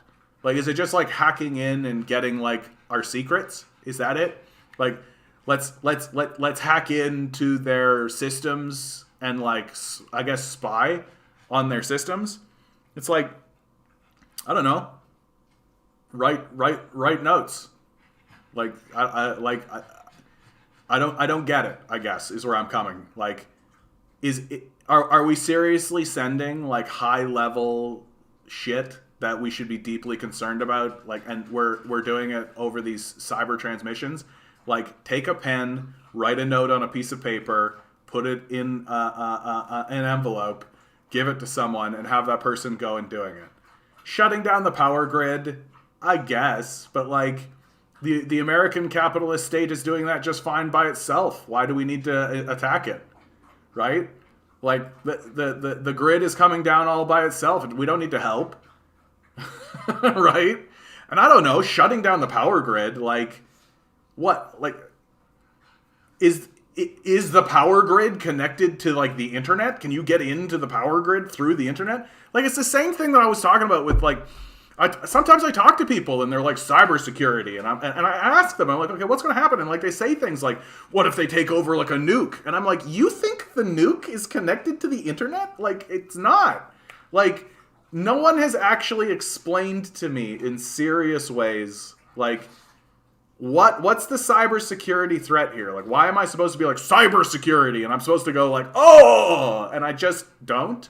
I hear, like, cyber espionage, and I'm like, oh, okay, like, one assumes that important systems that exist within the military are not connected to the fucking internet, or not connected to, like, larger, wider systems, right?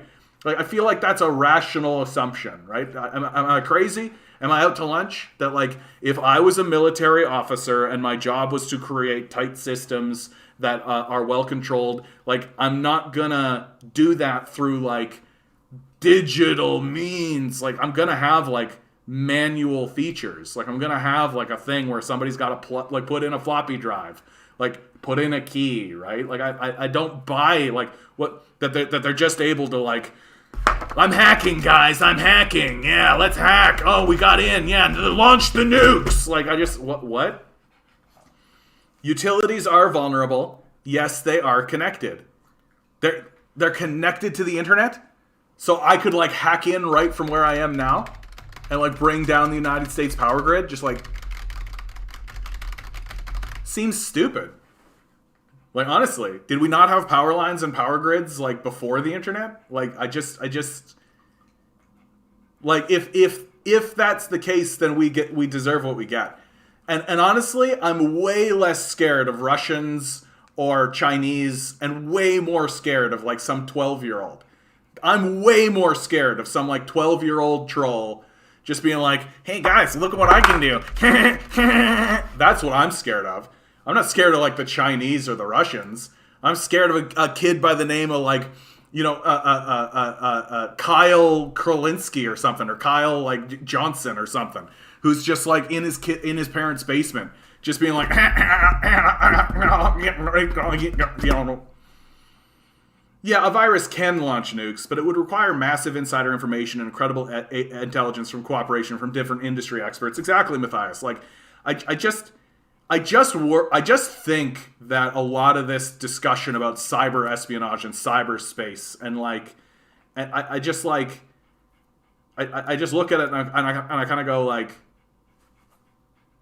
I feel like this is bullshit to make me more afraid of something that like the thing that shut down the pipeline was their billing system. They couldn't bill customers, so they shut down the flow. Like, I'm more concerned about that.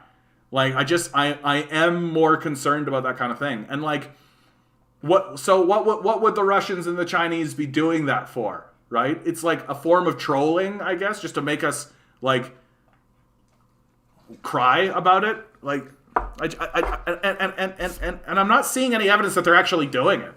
Because it seems like a waste of their fucking time, frankly. Like, the only reason I'm supposed to believe that yeah, exactly. Hey, Beavis, watch me shut down the West Coast power grid. Yeah, shut it down. Yeah. Yeah.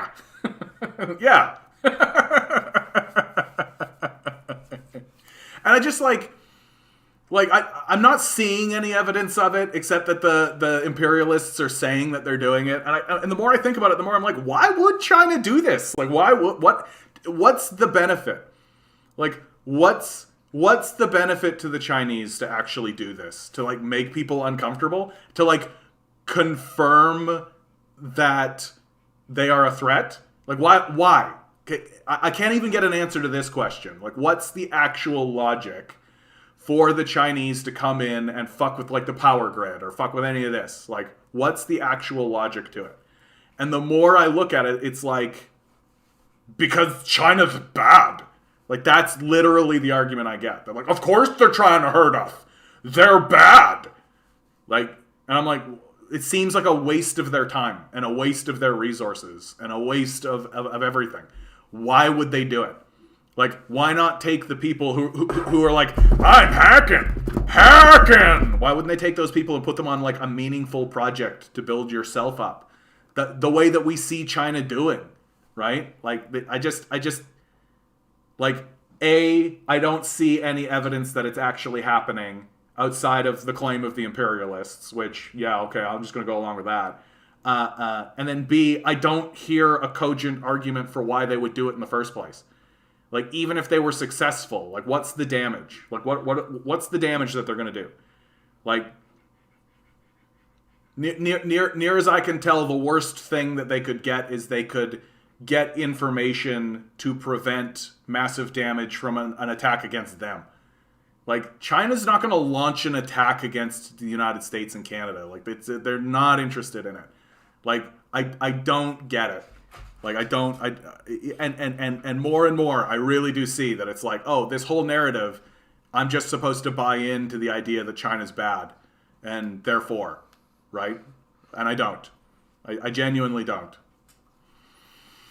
A CBC News article headlined "As Invasion Threat Looms," and this is the thing: they're getting people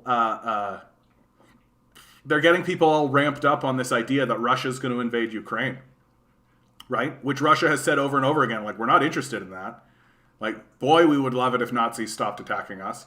Boy, that'd be great, right? And like, the more and more I think about it, the more I'm like, would that be a terrible thing? Like, as the government of Ukraine has been couped and has been taken over by far-right neo-Nazi groups and all this, it's like, yeah, like, would it be terrible if Russia went in there and cleared out the neo-Nazis? Probably not. Like, probably not, honestly. Like, what's the negative outcome for, like, Ukrainian citizens who are currently living under a couped government that is a far-right, like, that allows Nazis into its ranks? Like, what's the loss for Ukraine exactly? Question mark. But on top of that, like, Russia's not going to. Like, they're not going to do that because they know what it means to do that. They understand that they are launching like a full-scale war against NATO and what that would do. So it's moving troops within its own borders to protect itself from Nazis that we fund. Like, it seems pretty normal. The house of Pablo Neruda, Chilean poet and communist who died shortly after the 1973 coup, was set on fire. Oh dear. Yeah. They just can't get over it, man. Like, they just can't get over it.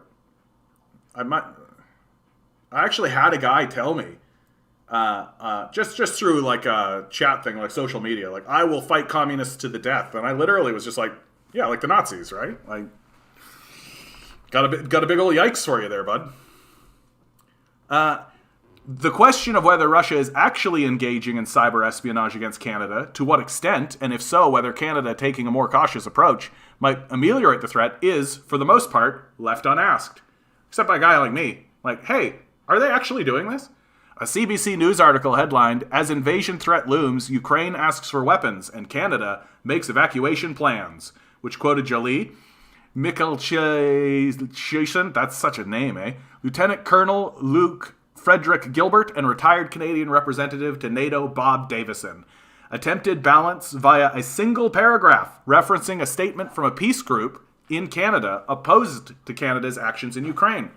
To its credit, the Toronto Star quoted a Canadian Centre for Cybersecurity spokesperson who admitted it is very unlikely that cyber threat actors will intentionally seek to disrupt Canadian critical infrastructure and cause major damage or loss of life in the absence of international hostilities. Yeah. Meanwhile, David Pugliese of the Ottawa Citizen reported a couple weeks ago that Canada is planning on building an ammunition factory in Ukraine, unlikely to be for peaceful purposes. Pugliese has been one of the only mainstream Canadian reporters asking difficult questions about the role Canada has been playing in Ukraine, where 200 Canadian troops are stationed as part of Operation Unifier's training mission. He revealed in October that Ukrainian far-right extremists associated with the Azov movement, which has a battalion in the Ukrainian military, has been bragging about support they've received from NATO countries, including Canada, on online forums, where they were also praising Nazi war criminals, doing Nazi salutes, and promoting white nationalism. This story was picked up 2 weeks later by CTV News, but seems to have been quickly forgotten. In November, Pugliese reported that Canadian officials met with members of Azov in 2018, but were mainly concerned with word of it getting out to the media.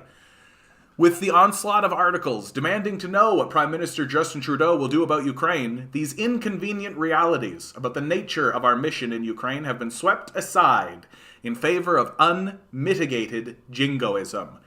On Friday, the Prime Minister announced a $120 million loan to Ukraine, which CTV News described in a headline as occurring in the face of Russian aggression. Yeah, I'm sure. But Ukraine wants an extension, an expansion of Operation Unifier, more defensive weaponry, and the imposition of more severe sanctions on Russia. It has gotten the extension of Operation Unifier it wanted. is there any question that Canada will go along with Ukraine's demands if there is further escalation? The media drumbeat for war is, of course, not a new phenomenon. As David Mastrasi wrote in Passage last year, the editorial boards at Canadian newspapers have been near unanimous in supporting war. Mastrasi looked at editorials written in the Globe and Mail, Toronto Star, Montreal Gazette, Ottawa Citizen, Vancouver Sun, and National Post on 12 major armed conflicts.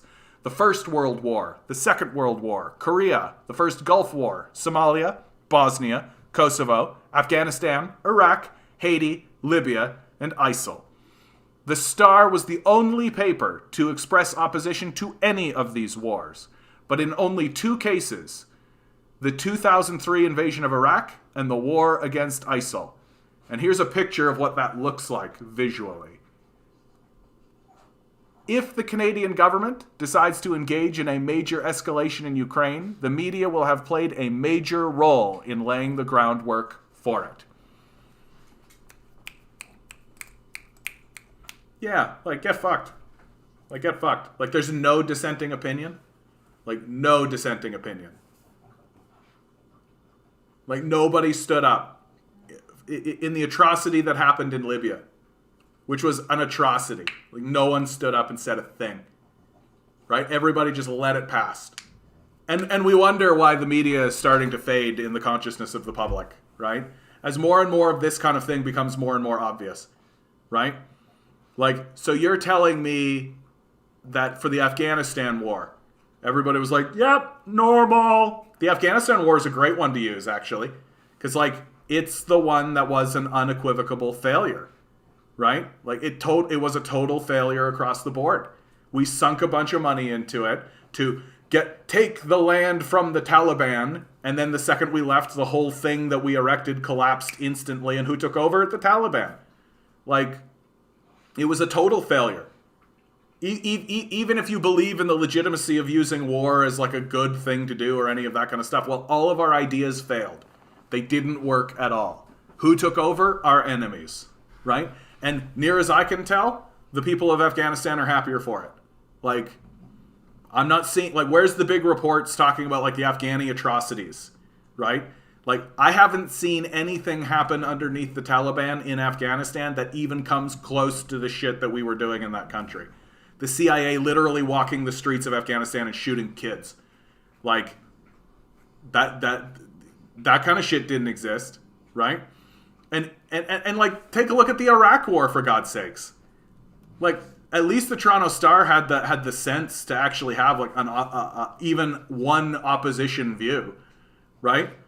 Like, I would assume that in a free and open press, right, that we claim to have, that it would just be natural. Like, sure, you will have people who are in support of the war, right? We're still a white supremacist psychopath nation, right?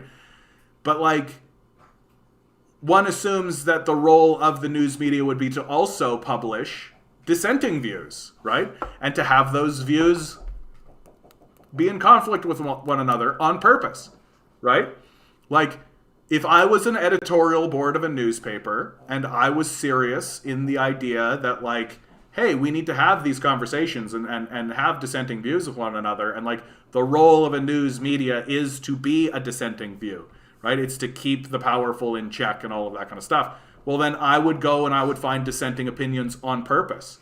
I'd be like, hey, the government is trying to get into a war and get into a conflict. Like, let's find the guys that the government is going to send us, the supporting views. Who are the dissenters? Let's find them and publish them as well. But they don't do that. And how do we know they don't do that? Because you can see it with your eyes right in front of your face, right? With one exception, the Toronto Star, twice. Like,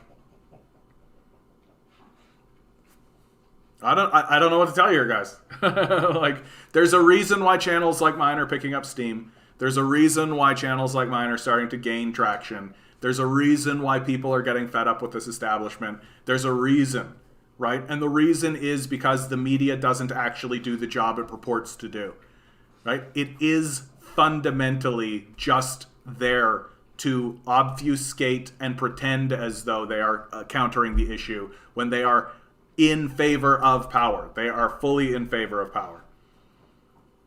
Isn't Afghanistan experiencing hunger? The billions in Afghani money that we locked up could help that. Yeah, I mean, I imagine that they are experiencing something, right? But like, here, let's do a quick Google search on that, because I bet you there's Afghanistan hunger.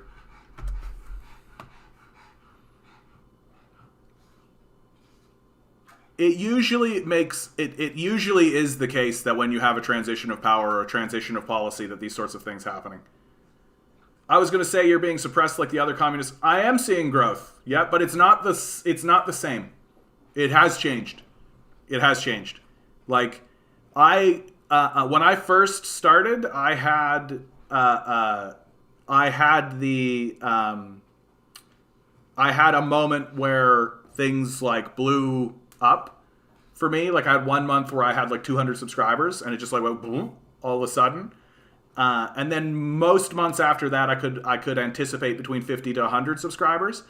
And now these months, it's like 25, right? I'm definitely being suppressed. Like that's without a doubt. And I'm not the only one.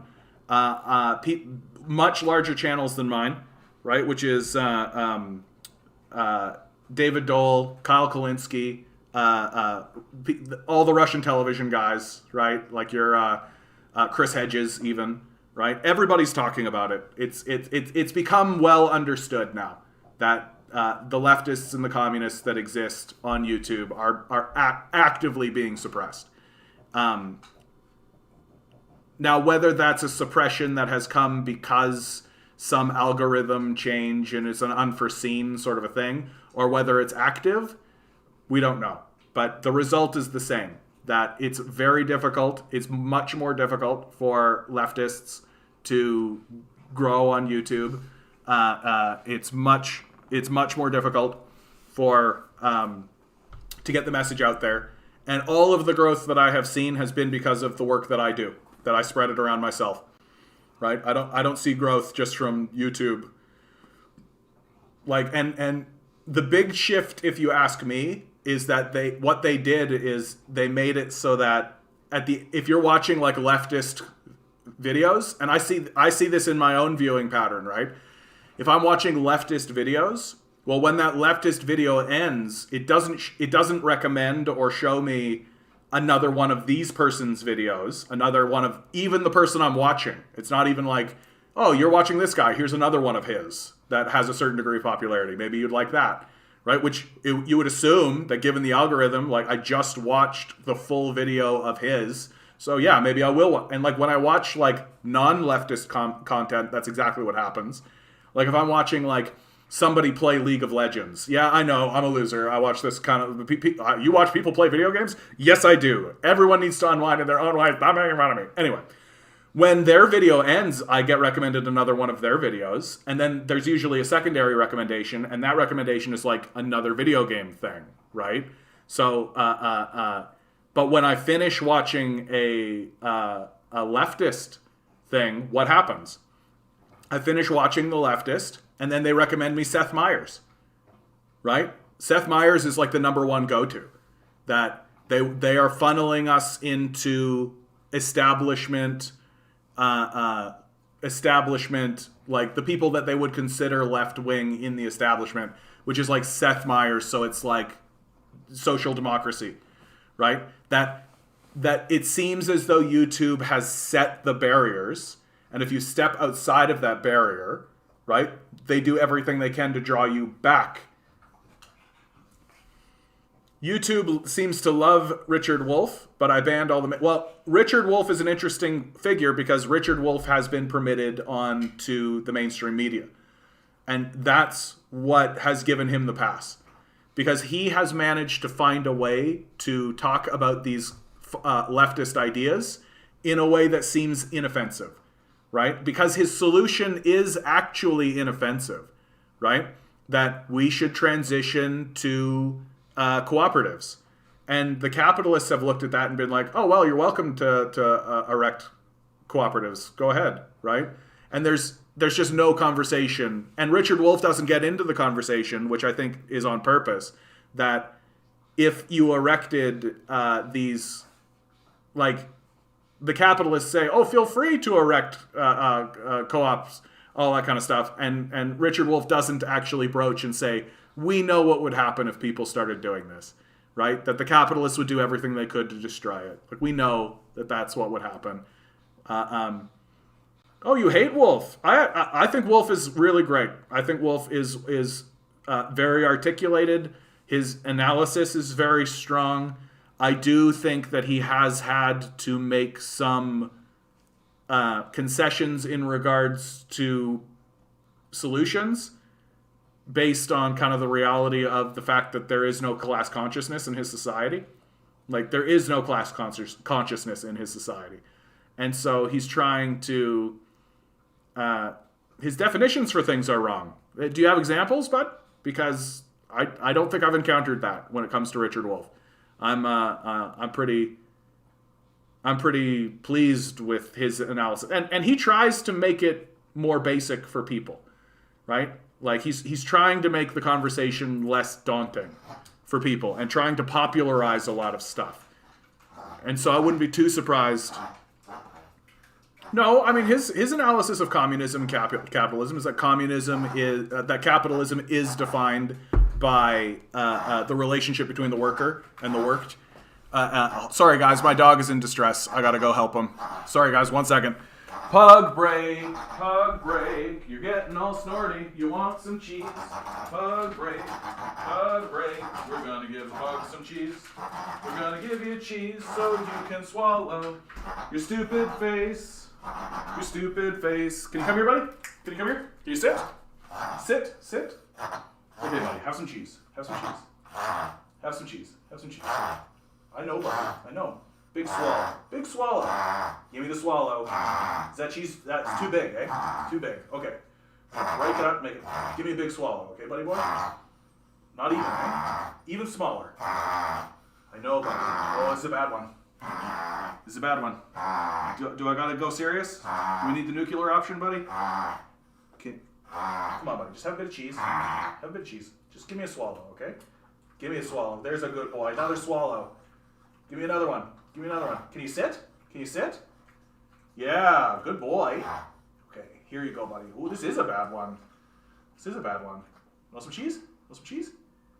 Yeah, you want some cheese. Okay, the rest of this, you can just have. Oh, still. Come on, buddy. Come on. Here you go, buddy. Ooh, this is a bad one. You okay, buddy? Oh, big snorts. One more, right here.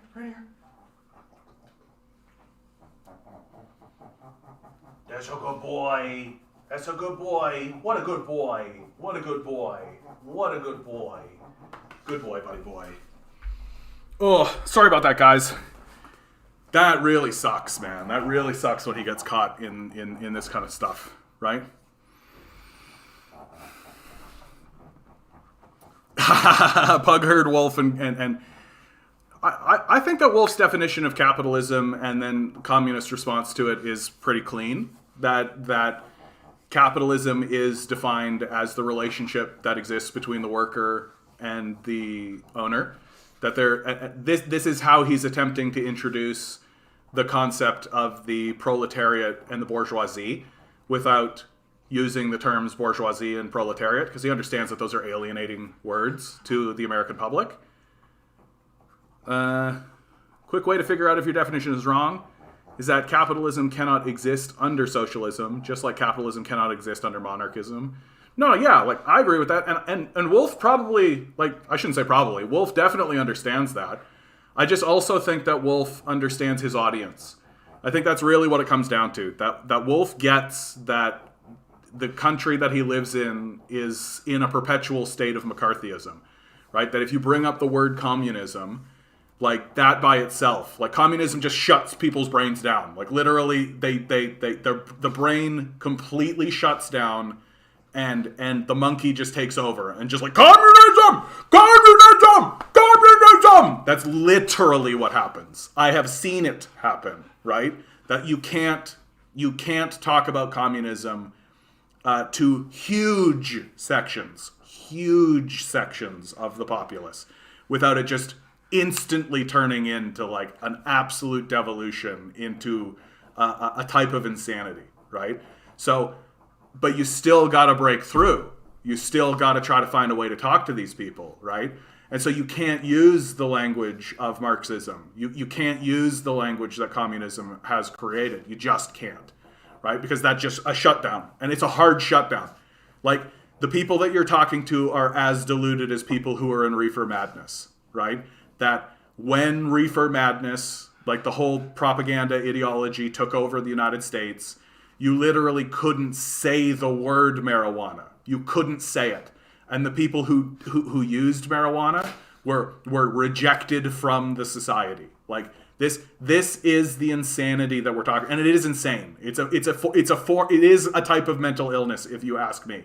That, like, the people who are undergoing this reefer madness nonsense, and that's what I say. Anytime I see people in my comment section or pop up or say any of this like anti-communist stuff, and you can see their eyes are just like glazed over, they're just like, communism is bad because communism is bad. That's where they're at. I just say reefer madness to them. I'm not trying to engage them because they're not engageable, right? They have shut right down. And so I just say reefer madness. Like, this is just reefer madness, bud. Like, and that's as far as I'm willing to go with those guys. But Wolf doesn't. Wolf actually, Wolf is trying to create that barrier. And I've never heard him say anything that I would think is out of line or out of step with Marxism or with communism generally.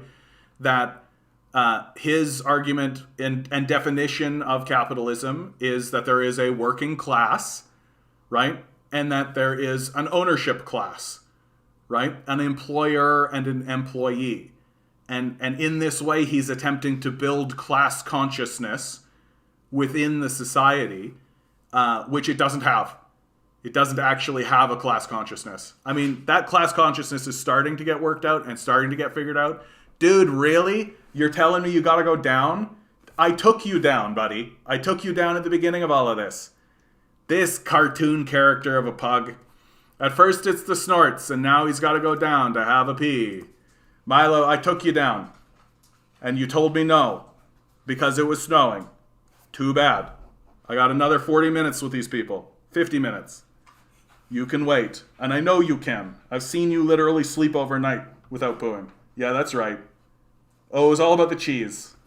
It's all about the cheese. This guy's literally like, cheese, please. So anyway, that's sort of my opinion of Richard Wolff, because I don't think his definition is wrong. I don't think he's trying, and nor do I think he's trying to lead anyone astray. But I do think that he is ruddering up against, like, reefer madness. That is what he's ruddering up against, which is why he takes, like, really strong positions.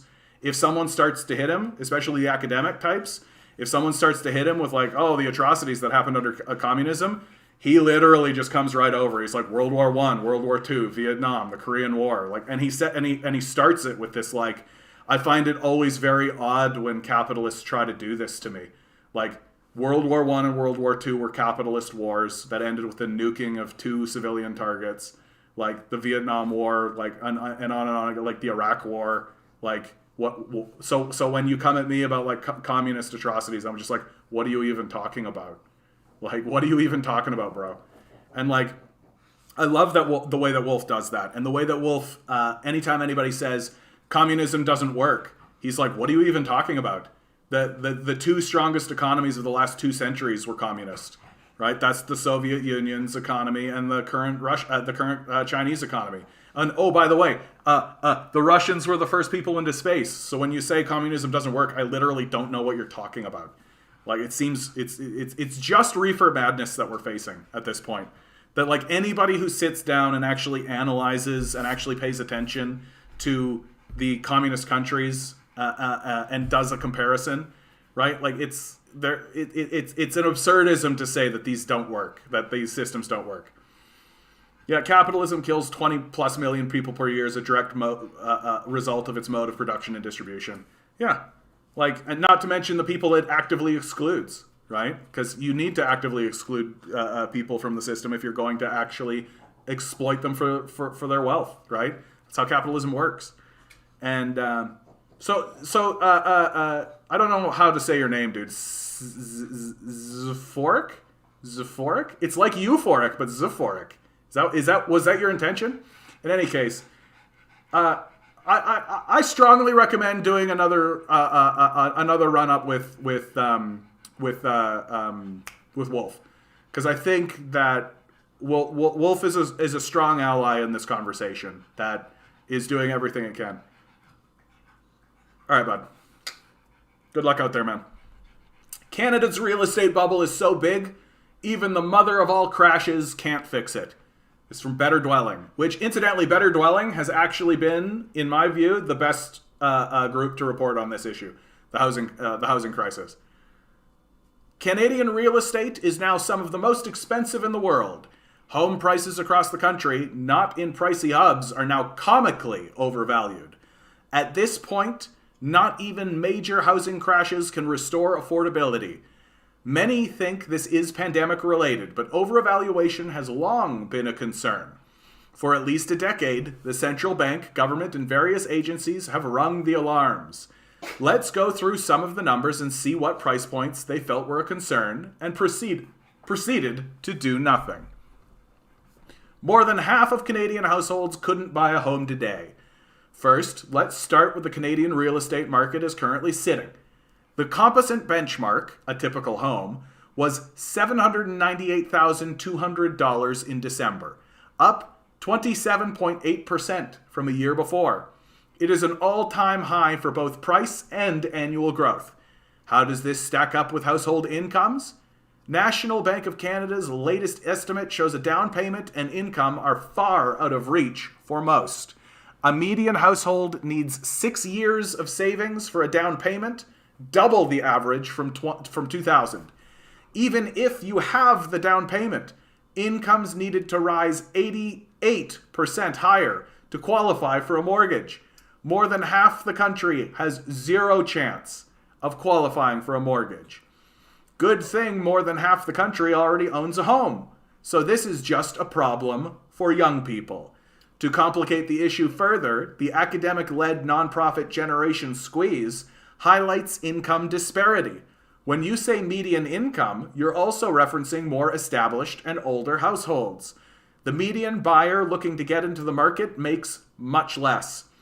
On an inflation-adjusted basis, people between 25 and 34 years of age make less than they did in the 1970s.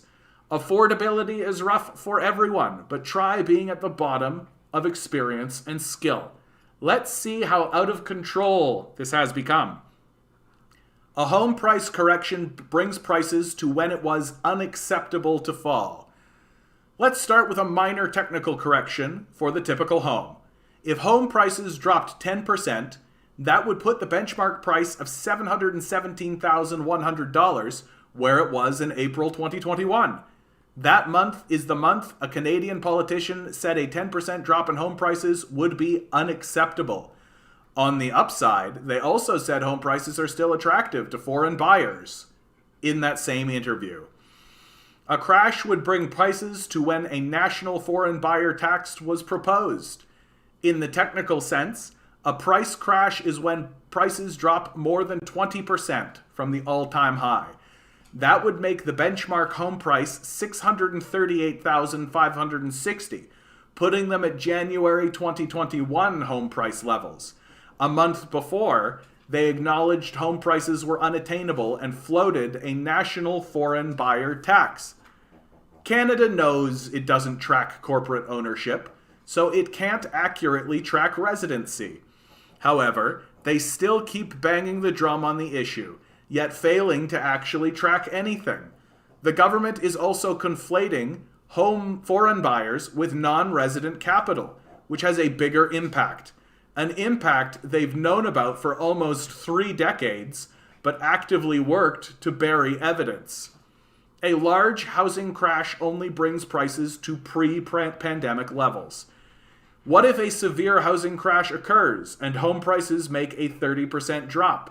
The typical home would cost $558,740, the same price as of December 2019. It wasn't exactly a period where home buyers fawned over Canadian pricing affordability. The IMF had just told Canada its housing market was extended and vulnerable that month and year.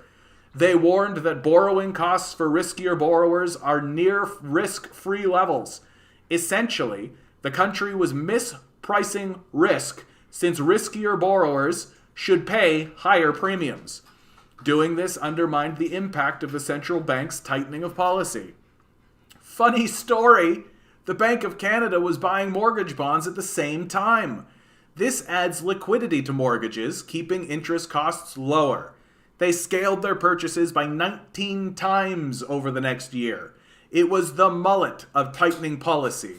Higher rates in the front, lower mortgages in the back. I'm so glad that Better Dwelling is figuring out how fucking absurd this shit is. Like, this shit is absurd, what we're seeing. 2 housing crashes would bring home prices to where banks warned it was out of control. Okay, so we established a 30% drop would still be out of control. But let's keep going to see precisely how negligent Canada has been. Let's look at where Canada would be if the home prices crashed twice in a row, making a 20% drop on top of a 20% drop. The unlikely scenario would be home prices at $510,848, levels last seen in February 2017. RBC CEO David McKay warned high home prices threatened Canada's stability back then. Do you know how bad it has to be for the lender to sound the alarm? Canada's National Housing Agency had also sounded the alarm. Its new leadership doesn't feel the same way, however, which brings up an important issue. Canada's National Housing Agency is also a private company that insures mortgage risk. They have to actively try to make a profit, and warnings aren't great for risk. Combining the two roles leads to an agency that easily slants with politics. It would be like Ontario telling the Ministry of Health it should pursue profit and compete with Pfizer. It would be a bit of a conflict of interest, but that's Canada's housing market, the most overvalued in the G7. Maybe 3 housing crises are a charm? That's where the bubble first started. For shits and giggles, let's see where home prices are if they experienced a 3rd housing crash. That would be a crash of 20%, pause, crash 20%, pause, and crash 20%. The unlikely scenario puts a typical home price at $408,700, which would be the level they were in January 2015. That was right before the U.S. Federal Reserve Exuberance Index showed bubble behavior. It wasn't a bubble at this point. The Fed needs 5 quarters to declare a real estate bubble. At this point, responsible governments are supposed to begin assessing the risk. Otherwise, housing markets start to sap capital from more productive areas of the economy. I mean, you just described capitalism. Capitalism saps capital from more productive areas of the economy. Anyway, this leads to permanent, slowed growth. It's almost as if capital eats itself. Shortly after was the first time a newly elected prime minister promised to make housing affordable. Now in his 3rd term, he's finally getting warmed up, promising to fix an issue as though he'd forgotten he already promised to fix it. Just 3 more terms and boom, he's gonna get a plan in action. I feel it. A double extreme housing crash would put prices down where the Bank of Canada warned of an investor bubble. Maybe a double extreme crash scenario where the real estate prices drop 30%, pause, and then another 30% afterwards. That brings the national benchmark price to $390,200, about January 2014 prices. The Bank of Canada Governor, Tiff Macklem, how about that name, kids? We can't just go over that. Bank of Canada Governor, Tiff Macklem, Tiff Macklem, was then Deputy Governor and warning of a housing bubble. Back then, he blamed investors who had made Canada's real estate market extended and vulnerable. Now that he's in charge, Tiff has said the country needs high home price growth. Bless his soul. An extreme crash and a half with a correction on top is where the Bank of Canada warned Asian investors are making the market unaffordable. Let's say Canada has a very unlikely, but one of the most extreme economic collapses in history. I don't know what would trigger it. Flying beavers that shoot molten hot laser beams out of their eyes or something. A crash and a half with a correction in one go, a 55% decline, would take the benchmark price to $359,200. 45% lower. Home prices would be at April 2011 levels. That's when the Bank of Canada warned Asian wealth distorted the housing market. Now nearly 11 times the average Vancouver family's household income, a multiple similar to those seen in Hong Kong and Sydney, cities that have also become part of a more globalized real estate market. Such valuations are extreme in both Canada and globally, said then Governor Mark Carney. I believe the former Goldman Sachs banker is the only central banker head to have warned of 2 real estate bubbles formed under their tenure. Now that's something I'd put on my LinkedIn. Now, this isn't to say that home prices won't be affordable if they make such a significant drop over time. Incomes have increased and interest rates are much lower. Low rates are now a permanent fixture in Canada, with a neutral rate now forecast below inflation. However, that last point also means Canada's optimal function for the economy at this point is a low-rate inequality driving machine. To put it bluntly, this is nothing short of a world-class fuck-up from at least a decade of bad policy. The takeaway is, this issue didn't just pop up overnight. Many warnings were ignored.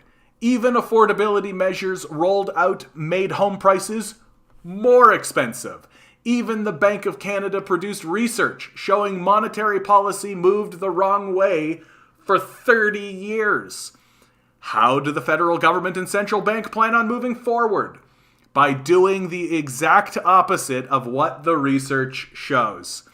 Instead, they've repeated an industry narrative, failing to consider the value of money. Obviously, the best way to get out of a hole is to dig faster with bigger shovels. On that note, maybe a small correction isn't the emergency politicians claim it is. We keep hearing that homes are a retirement vehicle for people close to retirement. A drop would unfairly penalize retirees that brought back in the 1980s. It sounds really wrong to let home prices fall until you realize how much they've increased. It's hard to believe retirements hinge on prices rising double the median income per year. Even more difficult to buy that narrative if you think that conclusion was drawn 40 years ago. It's a tough sell to say retirees would be in jeopardy with a correction. What is in jeopardy is the Canadian economy.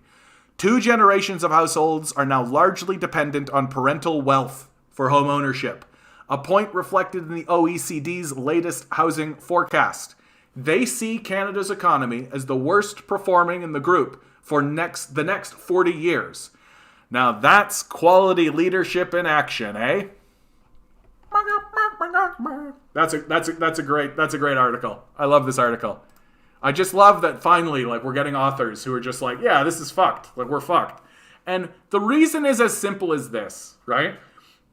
If you follow the money, right, which is all these politicians are doing, they don't care about anything else, they just follow the money, right?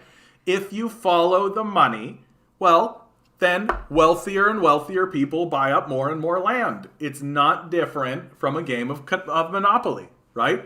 Wealthier people buy up more and more land. And the reason why the housing prices are going out of control is because the people who have the money have billions and billions of dollars. And you can raise the prices as high as you want because they're going to buy it anyway. Because they've run out of stuff to buy. They don't know what else to buy. They have nothing else to buy. And sitting on large amounts of currency, right, large amounts of liquid capital is actually way more dangerous than just storing it in land, right? These guys are buying up assets, preparing for a crash, that they themselves are creating so that post-crash they can have land, right? They have an important and valuable asset. That and that's why you've got like Bill Gates, who is now the largest farmer in America, right? Like, it's and I am yet to hear even something like Better Dwelling say what I just said, right? Like, they're starting to figure out that the problem is what they call foreign investors, right? They're starting to figure out that it's wealthy capitals, that it's wealthy capitalists that are buying up our land, but they haven't connected the dots yet. They haven't seen that it is just like, you can't put a speculative tax on it. You can't, and the reason why this market is actually not going to crash. This is the thing that a lot of these guys are wondering. Why isn't this market crashing? It should crash, right? Well, no, it won't actually crash, right?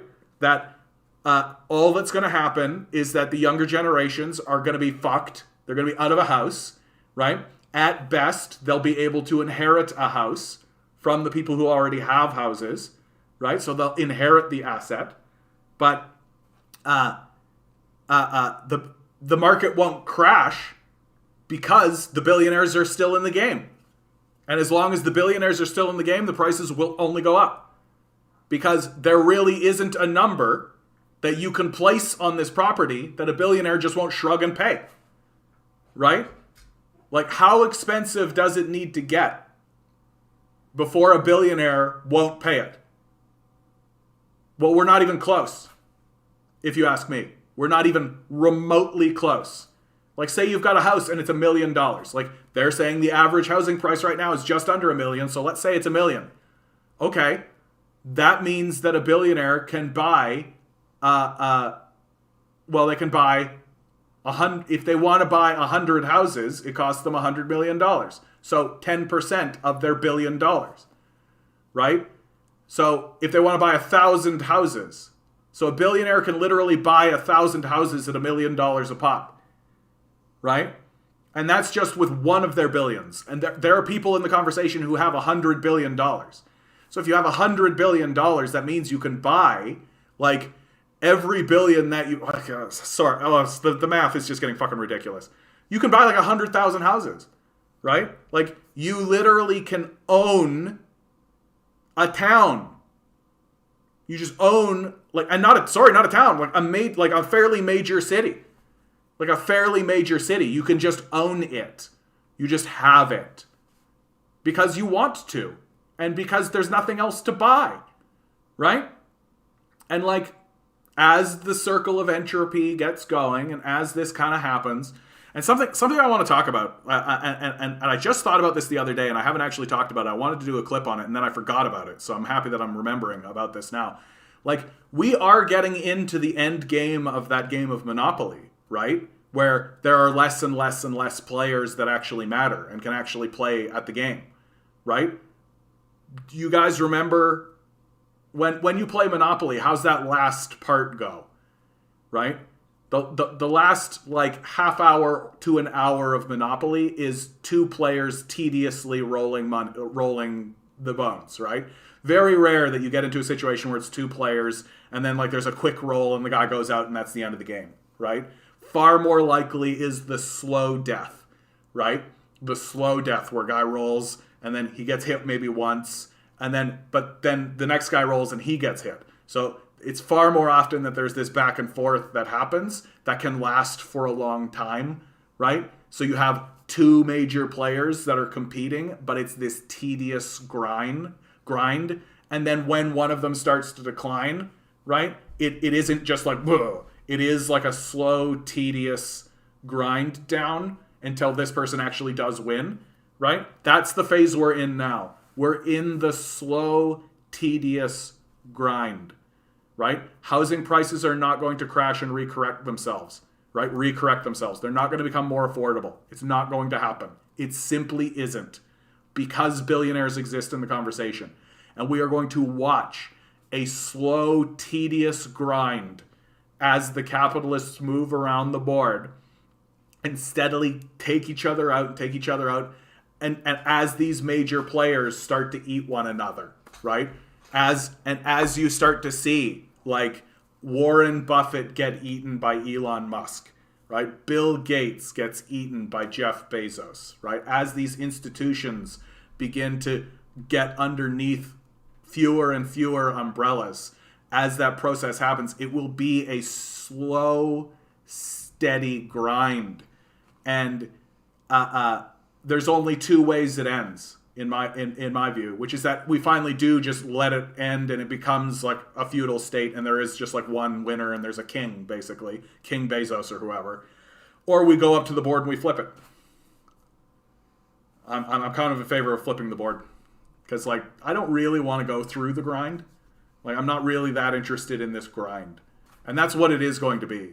Like, the only people who are actually going to own property are the people who are bequeathed it through wealth, inheritances, right? Many people will sell their houses to get, there are people in the conversation who bought their house at $50,000 and now that house is worth $1 million, right? Like, that's nuts. Like, that's fucking crazy. That's a return on investment that, like, even if it was 50,000, that'd be a 10 times return on investment. Like, it's so fucking ridiculous. And we're all just supposed to be like normal society being normal. What are you guys talking about? Communism in almost every case was the best government in each respective country's history, and most people in those countries want communism back. That's true. But it also does bring up another point, Grinning, which is like, it's just weird that the capitalists say that it fails completely. Like, they can't even give it an inch, right? Like, and the conversation isn't even, we have our system and you have your system, and let's look at it and learn from each other's systems, and maybe we can learn something. And honestly, one of the strengths of the communist societies is that they have done that to capitalist societies. That you've got straight up Lenin. Lenin straight up told his people, like, work with the capitalists, learn from them, figure out how to do this stuff, right? Learn from the capitalists, right? Mao had the same kind of idea, right? So Deng for sure had the same idea, right? And that the strength of the communist societies has been that they have looked at the capitalists and been like, okay, this isn't all trash, right? We can look at it, learn from it. What are they doing? How are they acting? What can we do? Where are the benefits, right? And this all leads to like the famous quote that comes from, I think it was Deng that said it, but it was somebody said to him, like, isn't what you're doing fairly capitalist? And he just went, red cat, black cat, as long as it catches the mouse. And you're just like, yeah. Like, they're not fundamentalists about this, the way that the capitalists obviously are, right? That if you say, like, well, in this communist society, they did this and it worked, then the response is, communism always fails, therefore bad. And that's it. It's a form of fundamentalism, right? That you can't learn anything from other structures. And that's what I think is weird. I think it's weird when capitalists refuse to learn and refuse to look at other societies and be like, oh, what can we adopt? What can we amalgamate? What did work? What actually did work, right? Because obviously there are things that worked. Like, obviously. Like, you don't become a spacefaring people unless you have things that are working, right? Like, and that's what's odd to me about what the capitalists are doing now. That as their society goes and collapses into feudalism, they refuse to look at other societies that pulled themselves out of feudalism, right? Which were the communists. Which means we're going to go through a period of feudalism, like straight up. And it'll be well established, and the people who are running it will talk about it as if it is feudalism. They won't pretend. I hate how USA Congress legalized house speculation in 2018 and allowed Wall Street into the market. Yeah. I'm trying to buy a house. Prices are up 50%. My rent went from $675 to $955 last month. Yeah. Like, this I was talking with somebody about this, and I really, like, the reason why there will be revolution is not going to be because people will be ideologically driven, right? It's not going to be people like myself who are standing around saying, hey, there is a better way to do this that would improve people's lives and be smoother, right? Here is my philosophical, ideological reasoning. Here is the backbone of how I talk and all of this kind of stuff. It literally will be driven by people who will suddenly be homeless. That the wages they are being paid will not match the rent. That literally there will be a like, that is coming. It is coming, as predicted by Karl Marx. And so the people, in my opinion, the actual revolutionaries, right, are going to be the people who did everything right, who followed everything, who were fully obedient to the death cult, and then get thrown into the streets and told they can't pay the rent anymore. That's what's coming. It's how it's going to work, right? And even if we wanted to avoid that outcome, we still would experience it to a degree, because that's how heavily the momentum is pitched in that direction. That even if Trudeau suddenly announced, we're going to put hard stops on this, we're going to do that, like, the momentum of the way that the system has gone is going to throw hundreds of thousands of people into the streets. They won't be able to make enough money to pay the rent. That is coming. It is happening. And so that is what is going to fuel the revolution more than anything. That capitalism creates its own revolution. It can't help it. It does it naturally, because that's how the system is designed. And my hope is that as those revolutionaries start to pop up, they will actually turn to voices like mine and be like, oh, there is a philosophical, ideological backing to revolution of the state, and we can move forward peacefully and resolve this issue. Right? That's my hope. I don't see that happening in the United States. I don't see that happening in the United States. It could happen in Canada. I don't think it happens in the United States that way. I think the United States is too steeped in a culture of violence, and frankly, too many of its leftists are anarchists and are more of the anarchist mindset. And that's not to shit on anarchists. I organize with anarchists. I work with anarchists. But I do think that in the United States, the spirit of, when you say revolution, it does mean like a civil war. That's just how they communicate about it. That there isn't a peaceful way forward in the United States. Not one that I can see. Yeah, my rent is $755 for a 3-bedroom. Given the area, it should be less than $500. Dude, you're paying $755 for a 3-bedroom? I pay $1,200 for my 1-bedroom here in Toronto. I'm paying $1,200 a month for this space. I am considering moving out of it, but if I move out of this space, it means I move out of Toronto, for sure. And I don't want to. I have friends here. I have something going on here, so I would prefer not to do that. But no, the rents are too damn high. It's getting ridiculous, and there's no reprieve in sight. Nobody's even trying to stop it. Like even the people who you would think like would be on the leftist side, like the NDP or something, I don't think they're even going to try. Like I am seeing a political establishment that is completely constipated on this issue. They're completely calcified. Like they don't know what to do, and their solutions will not work. Very straightforwardly. Like by and large, they don't know what to do, and the people who are talking about solutions, their solutions won't work.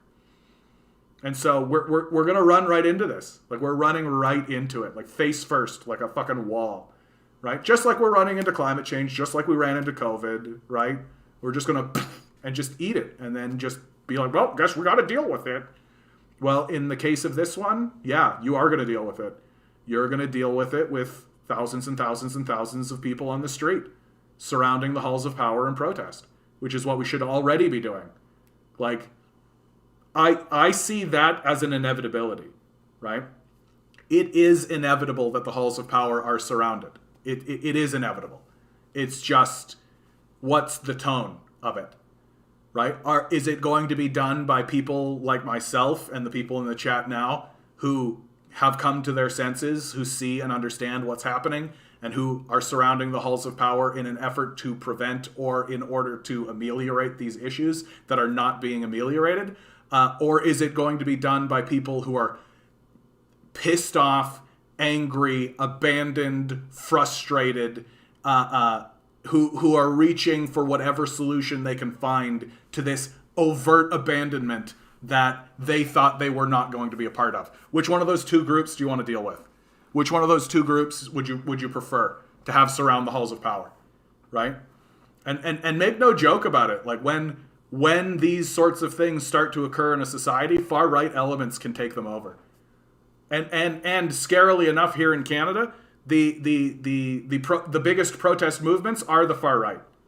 So should everyday regular people who aren't really politically connected or class conscious or any of this start to be abandoned from the system and then take to the streets and protest, the most likely groups to sweep them up are far right groups.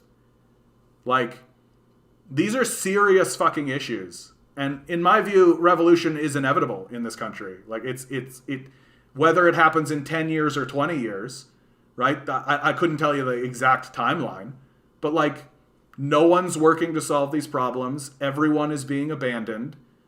When people are abandoned, they will join, they will be humiliated, because that's what happens to people who are abandoned in this country, right?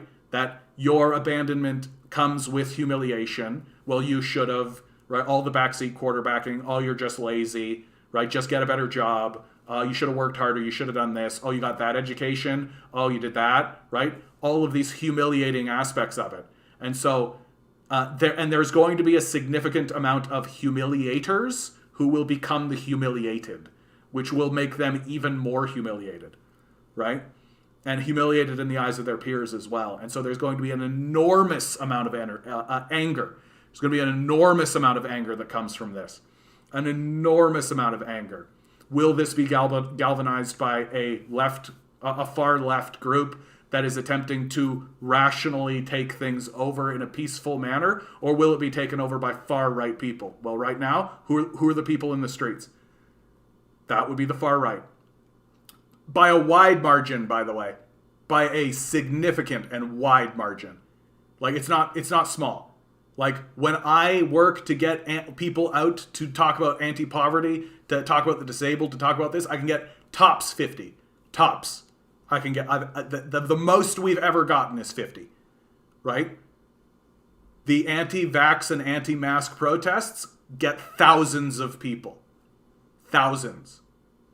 So when the protests begin, when people start to surround the halls of power, when the abandoned begin to organize, it is far more likely they will organize with the far right than the far left.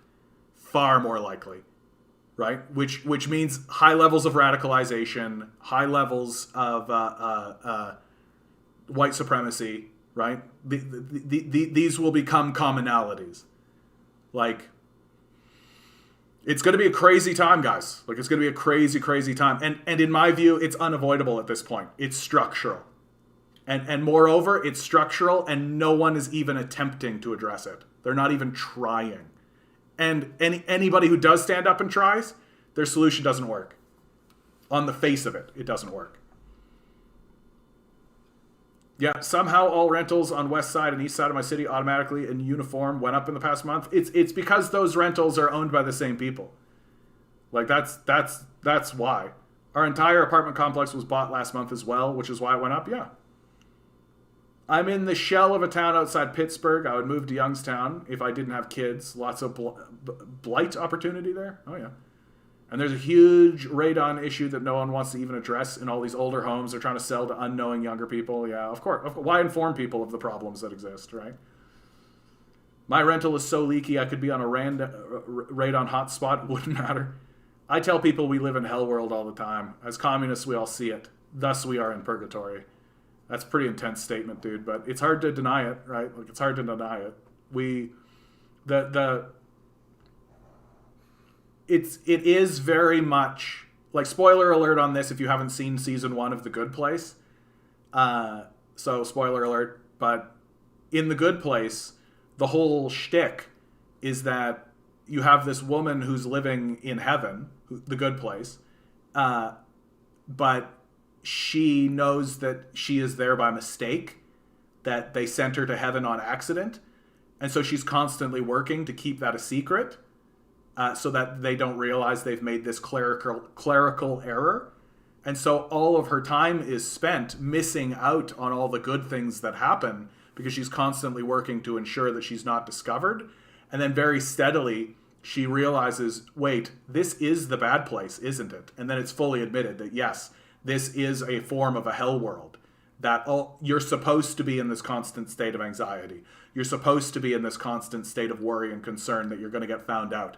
You're supposed to be worried about these kinds of things so that you can look at what all the other people are doing and know that you're missing out. Like, you're supposed to be in this constant perpetual grind where you're spending all of your days and all of your activity focusing on an activity that is itself worthless, right? Sounds a lot like what? Capitalism, right?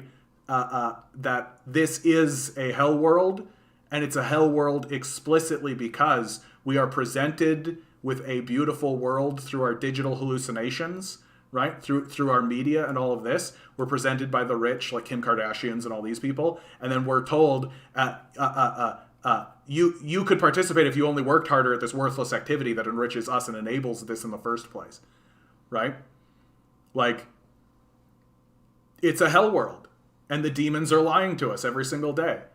Which is, at the beginning of today's stream, I said, stop debating with conservatives as if their minds can be changed. They literally can't. Like, they literally can't. They're the demons, right? The only debate that they want to have with you is to frustrate you. That's their goal. They're not debating with you in good faith because they're not capable of it, right? Like, if they were capable of it, they would already be seeing it because it's so obvious, right? But they're not capable of it. And so when they debate with you, they're not debating with you in order to have a good faith argument and get on equal terms to solve problems. They're debating with you in order to demoralize you so you'll accept your subjugation easier. That's the goal of the conservative mindset, and we have to stop talking as if they can be our allies, because they can't. It's not possible for them to be our allies. And the way that I'm talking right now about conservatives is how we have to start talking to conservatives. That they do not view us as people, they view us as commodities. That if I were to get into a debate with a conservative, I would open the conversation with, so you don't view me as a human, you view me as a commodity. And if they denied it, I'd just move on. Because I'm not actually interested in convincing them of anything, because they can't be convinced. That's what's important to understand about the conservatives and the conservative mindset. They can't be convinced, literally. It's not possible. They don't have the facilities to be able to let them be convinced. Like empathy, compassion, reason, or rationale. They don't have those things. So we have to move forward together, understanding that there are like literal demons in the conversation, and try to, the acceptance that we live in this kind of purgatory-ish sort of life in the first place makes it easier. Like, once you accept it and you find the people who understand it, then you can move together in solidarity, and it does make it easier, right? Doing this channel makes it easier, right? It's easier to do this channel than it is to live in isolation, right? And to live in isolation of the idea that, like, yeah, we live in a society that is largely run by psychopaths, hell-bent on destroying the species, right? And if you live alone in those statements or in that mindset, right, you're going to go nuts, which is the goal. Because the goal is to demoralize you to the point where you accept your subjugation. That's the goal of the conservative capitalist class. Like, they aren't interested in helping you. They're interested in using you and exploiting you in order to help themselves. So, again, I'll circle around on it. If you get into debates with conservatives, open the conversation with, okay, so you don't see me as a person, right? I'm just a commodity to you, right? That's the opening of any conversation with a conservative. So just so that they understand what you think of them, right? And you should think of them, because that is how they view you. If they didn't, they wouldn't be conservatives. High density housing is the only reasonable answer. Construct thousands of 1,200 square foot apartment condos, 15-minute cities. But there's tons of NIMBYism. Also, I don't think it would work, honestly. Grinning, I don't think it would work. There are billionaires in the conversation. You can build as much housing as you like. You can build as much housing as you like. You can put any price tag you like on it. There are billionaires in the conversation. They'll just buy it. Like, the issue is not that there is a lack of housing. Quite the opposite. Quite the opposite. There is actually plenty of housing, right? Like, Organizations that are interested in ameliorating homelessness have done studies on this. In the United States, there's 5 empty houses for every homeless person, right? Like we know there's enough housing for everybody, right? The issue is not that there isn't enough housing. The issue is that it's not being distributed. And the true solution to this problem is here in Canada, there's a place called Service Canada, right? You set up a wicket at Service Canada. You let people walk up to that wicket and go, hello, I don't have a house, right? And then that person goes, oh, you don't have a house, do you? Well, give me your information. Thank you very much. They take one of the houses from the guy that owns 1,000 houses and they give it to the person who doesn't have a house. And when the person who has 1,000 houses goes, hey, that's not fair, you go, shut the fuck up, we don't care what you think. And that conversation ends. And then the person who doesn't have a house gets a house, and the person who has 1,000 houses now has 999 houses. But John, won't that just collapse the housing market and the rental market? Correct. So? Oh, you're going after the retirees. No, we've got good systems in place because we're rational people with empathy and compassion, unlike you, who think that we should be commodified to work for you. Like, get the fuck out of the conversation. We're not interested in talking to you anymore. Like, bye-bye. And and that solves the problem. And it would be that easy. Like, literally, it would take a day to set up, and in about a year, I think you would end homelessness. You would end this ridiculous idea of like somebody should pay 60% of their fucking money in rent, right? In the Soviet Union, rent was 4% of someone's income. Like that was the allowable amount. And they just said it that way. They just said, yeah, 4%, that's fine. You're making money from nothing. Like you own an empty building. Like that's what you're making your money on. So get the fuck out of here with this 60% of someone's income. It's absurd. It's ridiculous. But when the people who own you don't have any empathy or compassion or reason and view you as a commodity, not a person, then they would take 100% if they could, right? And while simultaneously paying you fucking no wage whatsoever, right? Like this is the hell world we live in. I went to a college at a walkable party college. Best point in my life because of the walkable community. Yeah. Isn't that nice? The idea that we should be able to actually live in our communities without like fucking cars driving through at 100 kilometers an hour. I'm not sure what the majority of people think we have to lose besides our chains, because for a lot of people, they're still bought in. They still think that there's a forward path. They think that the crazy shit that's going to happen isn't going to happen to them. That really, it's like, I'm sure it's going to work out for me. That really is what's doing it. Like, it's sure there's all these warning signs. Sure there's all these red flags. Sure there's all this kind of stuff. Sure these kind of things, but I love him. Right? It very much is like a young person who is going after someone who is horrible for them. Like, viciously horrific for them. The red signs are there. The red flags are there. Everything's terrible. And they're just like, but I love them. Right? That is it. That's the extent of it. And when they hit the walls, right? When they hit the like, and it becomes too obvious, right? Too obvious. Like a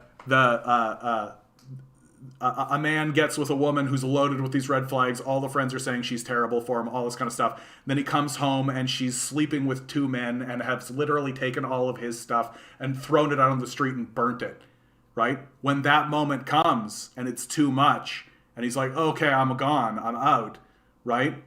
Like, that's what it's going to take, but on a societal level, right? Like, it's going to take, like, a young woman getting into a relationship with a man and there's all these red flags and everybody's telling her he's horrible for her. It is going to take him beating the shit out of her before she goes, okay, I'm out, right? Like, it's going to take something like that for each and every Canadian household. Because every Canadian household is saying, it won't happen to me. Or, I hope it doesn't happen to me. Or, it's fine, I my country, I love it, it's going to take care of me, right? It's going to take them literally seeing their paycheck and go, this doesn't cover the rent. And it's going to take them going through the process of trying to ameliorate that, trying to figure it out, trying to try all this kind of stuff. And then being told by their landlord, you've got to get out by the end of the month. That's what it's going to take. Because they don't want to listen. They don't want to, like, just like that man and that woman wouldn't listen to their friends, wouldn't listen to their family, wouldn't look at the signs, wouldn't see the red flags, wouldn't understand any of that. The same thing is happening with our relationship to capitalism. People will not see the red signs. They will not listen to their friends. They will not listen to their families. They will not listen. They will not actively wake up and make the decisions that need to be done in order to get away from this toxic, corrosive relationship. They will have to get the fuck beat out of them. That's the truth. And it's coming without a doubt. It's unavoidable at this point. It can't not happen. Capitalism will beat the fuck out of household after household after household after household. There will be a spike in homelessness. There will be a spike in unemployment. The society is in entropy. It can't not happen this way. And they're not going to stop and recognize it until it's already happened. And then they can look back back behind them and be like, damn, you guys were right.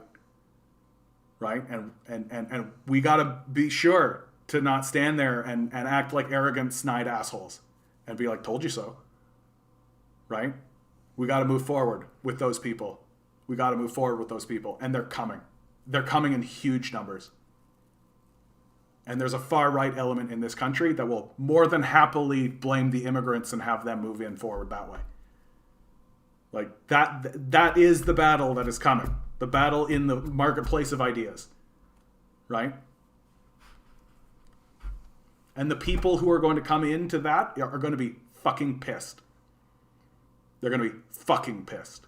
And they're more than willing to use that energy in ways that will be completely destructive to the society itself.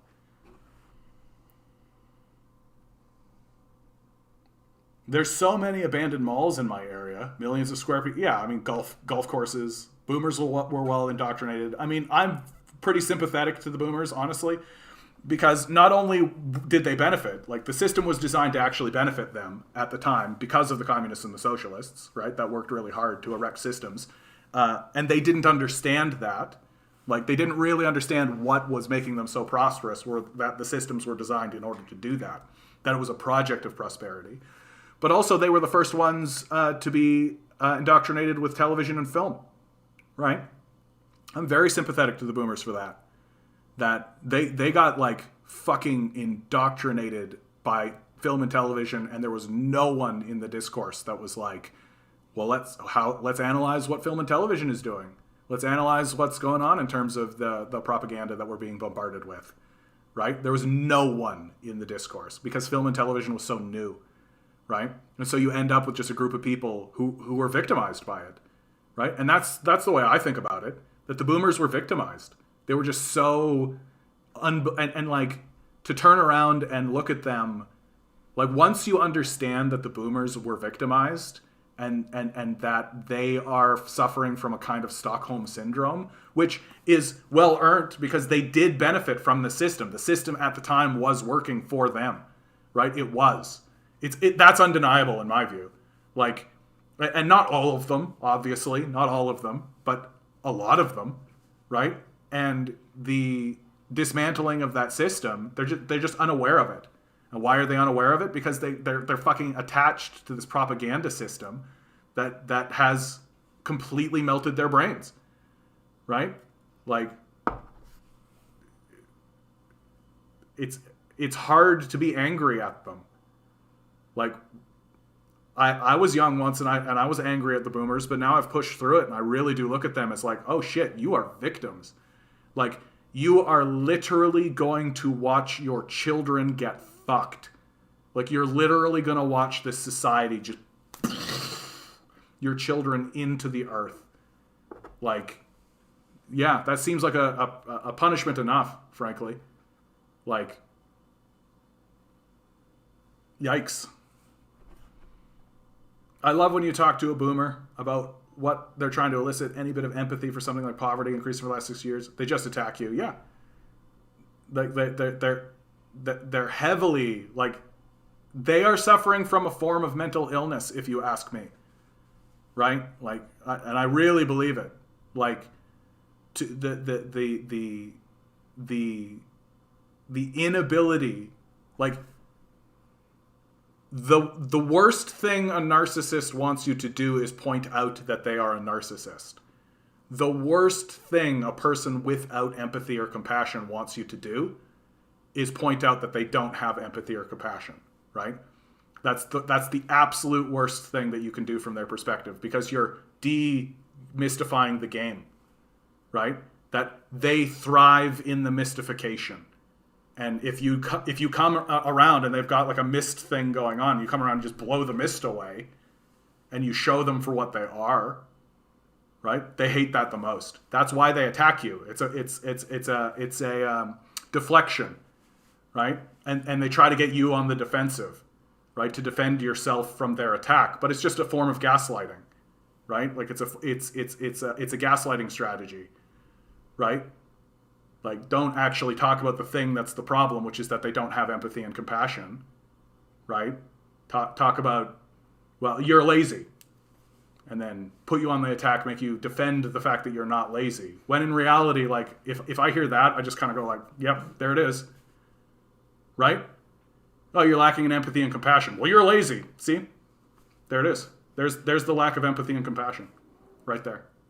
Like the inability to understand, like, the feelings of other people.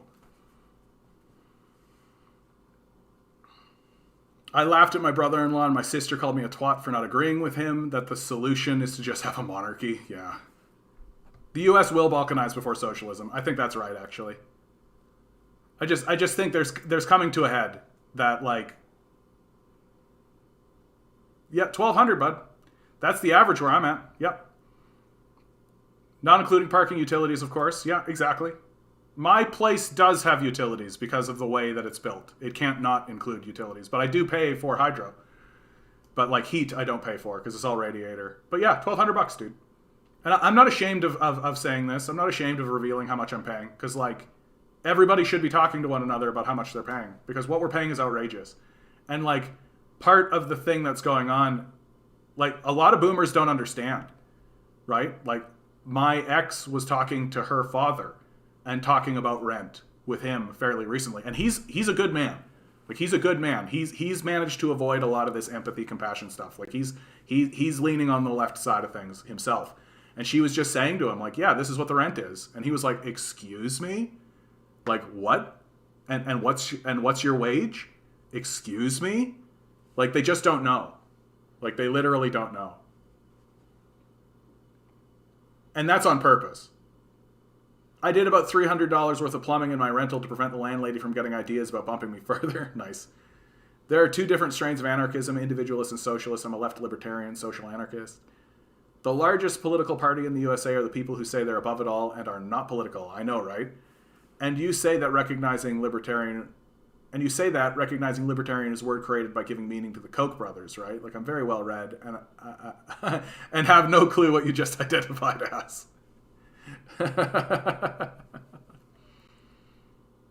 Well, and libertarianism itself is an oddball word because it's on in Europe it's the opposite meaning as it is here in the United States. I'm unpolitical. Now let me talk about how much I hate my job, my workplace, my manager, my house, my rent, my work, my life balance, and general quality of life. Mocked. But if it's not trivia, it's this shit. Like, you're just coming in with, like, just like, you always do this every time, and I love you for it, bud. Like, you just come in with the little dagger. And, like, I'm having a conversation, I'm winding on a point, and I'm talking. Sometimes I feel like I get into, like, a stream of consciousness kind of thing, and you're just like, it's like you slip a little dagger in, and it just, like, encapsulates everything in just a perfect. Maybe the dagger analogy is not a good one, but, like, it's just in some way you're just like every time, just like that, just like focuses everything and crystallizes everything. It's like you have a fucking wand. It's brilliant, dude. It's brilliant. Yeah, chattel slaves and serfs had job security. Absolutely. Now you guys are having a big conversation, and I'm getting to the end of this. Sure looks like the economy is in a controlled collapse as the kleptocrats scramble to hoard, monopolize as much as possible before obsolete workers can consume resources needed for life. Yeah, that's right. Yeah. All right, guys, I'm over time, and I've got a puppy who probably wants to go down and have a poo. So, always remember, guys, you are a quantum being living in quantum energy. Sorry, Kate. Too late. Good to see you, though, Kate. Thanks for thinking of me. I appreciate it. Like, share, subscribe, hit all the bells, hit all the whistles. If you want to donate $1 to my Patreon, right, you can get into my Discord. You could continue these conversations that you're having here on the Discord with one another. That sort of thing. And with myself, of course. I really do think it's important to say, and I say it over and over again, and I know lots of people probably tune it out, but I really think it's necessary. You are a quantum being walking around in quantum energy. That means that you are just as valid and just as important as any other person in the world, including these fucking billionaires. That's the reason they're spending hundreds of billions of dollars to make sure that you never realize it. Because if you do, you might actually understand that you've got to fight them. Rebel, revolt, repent. Good luck. We're going to need it.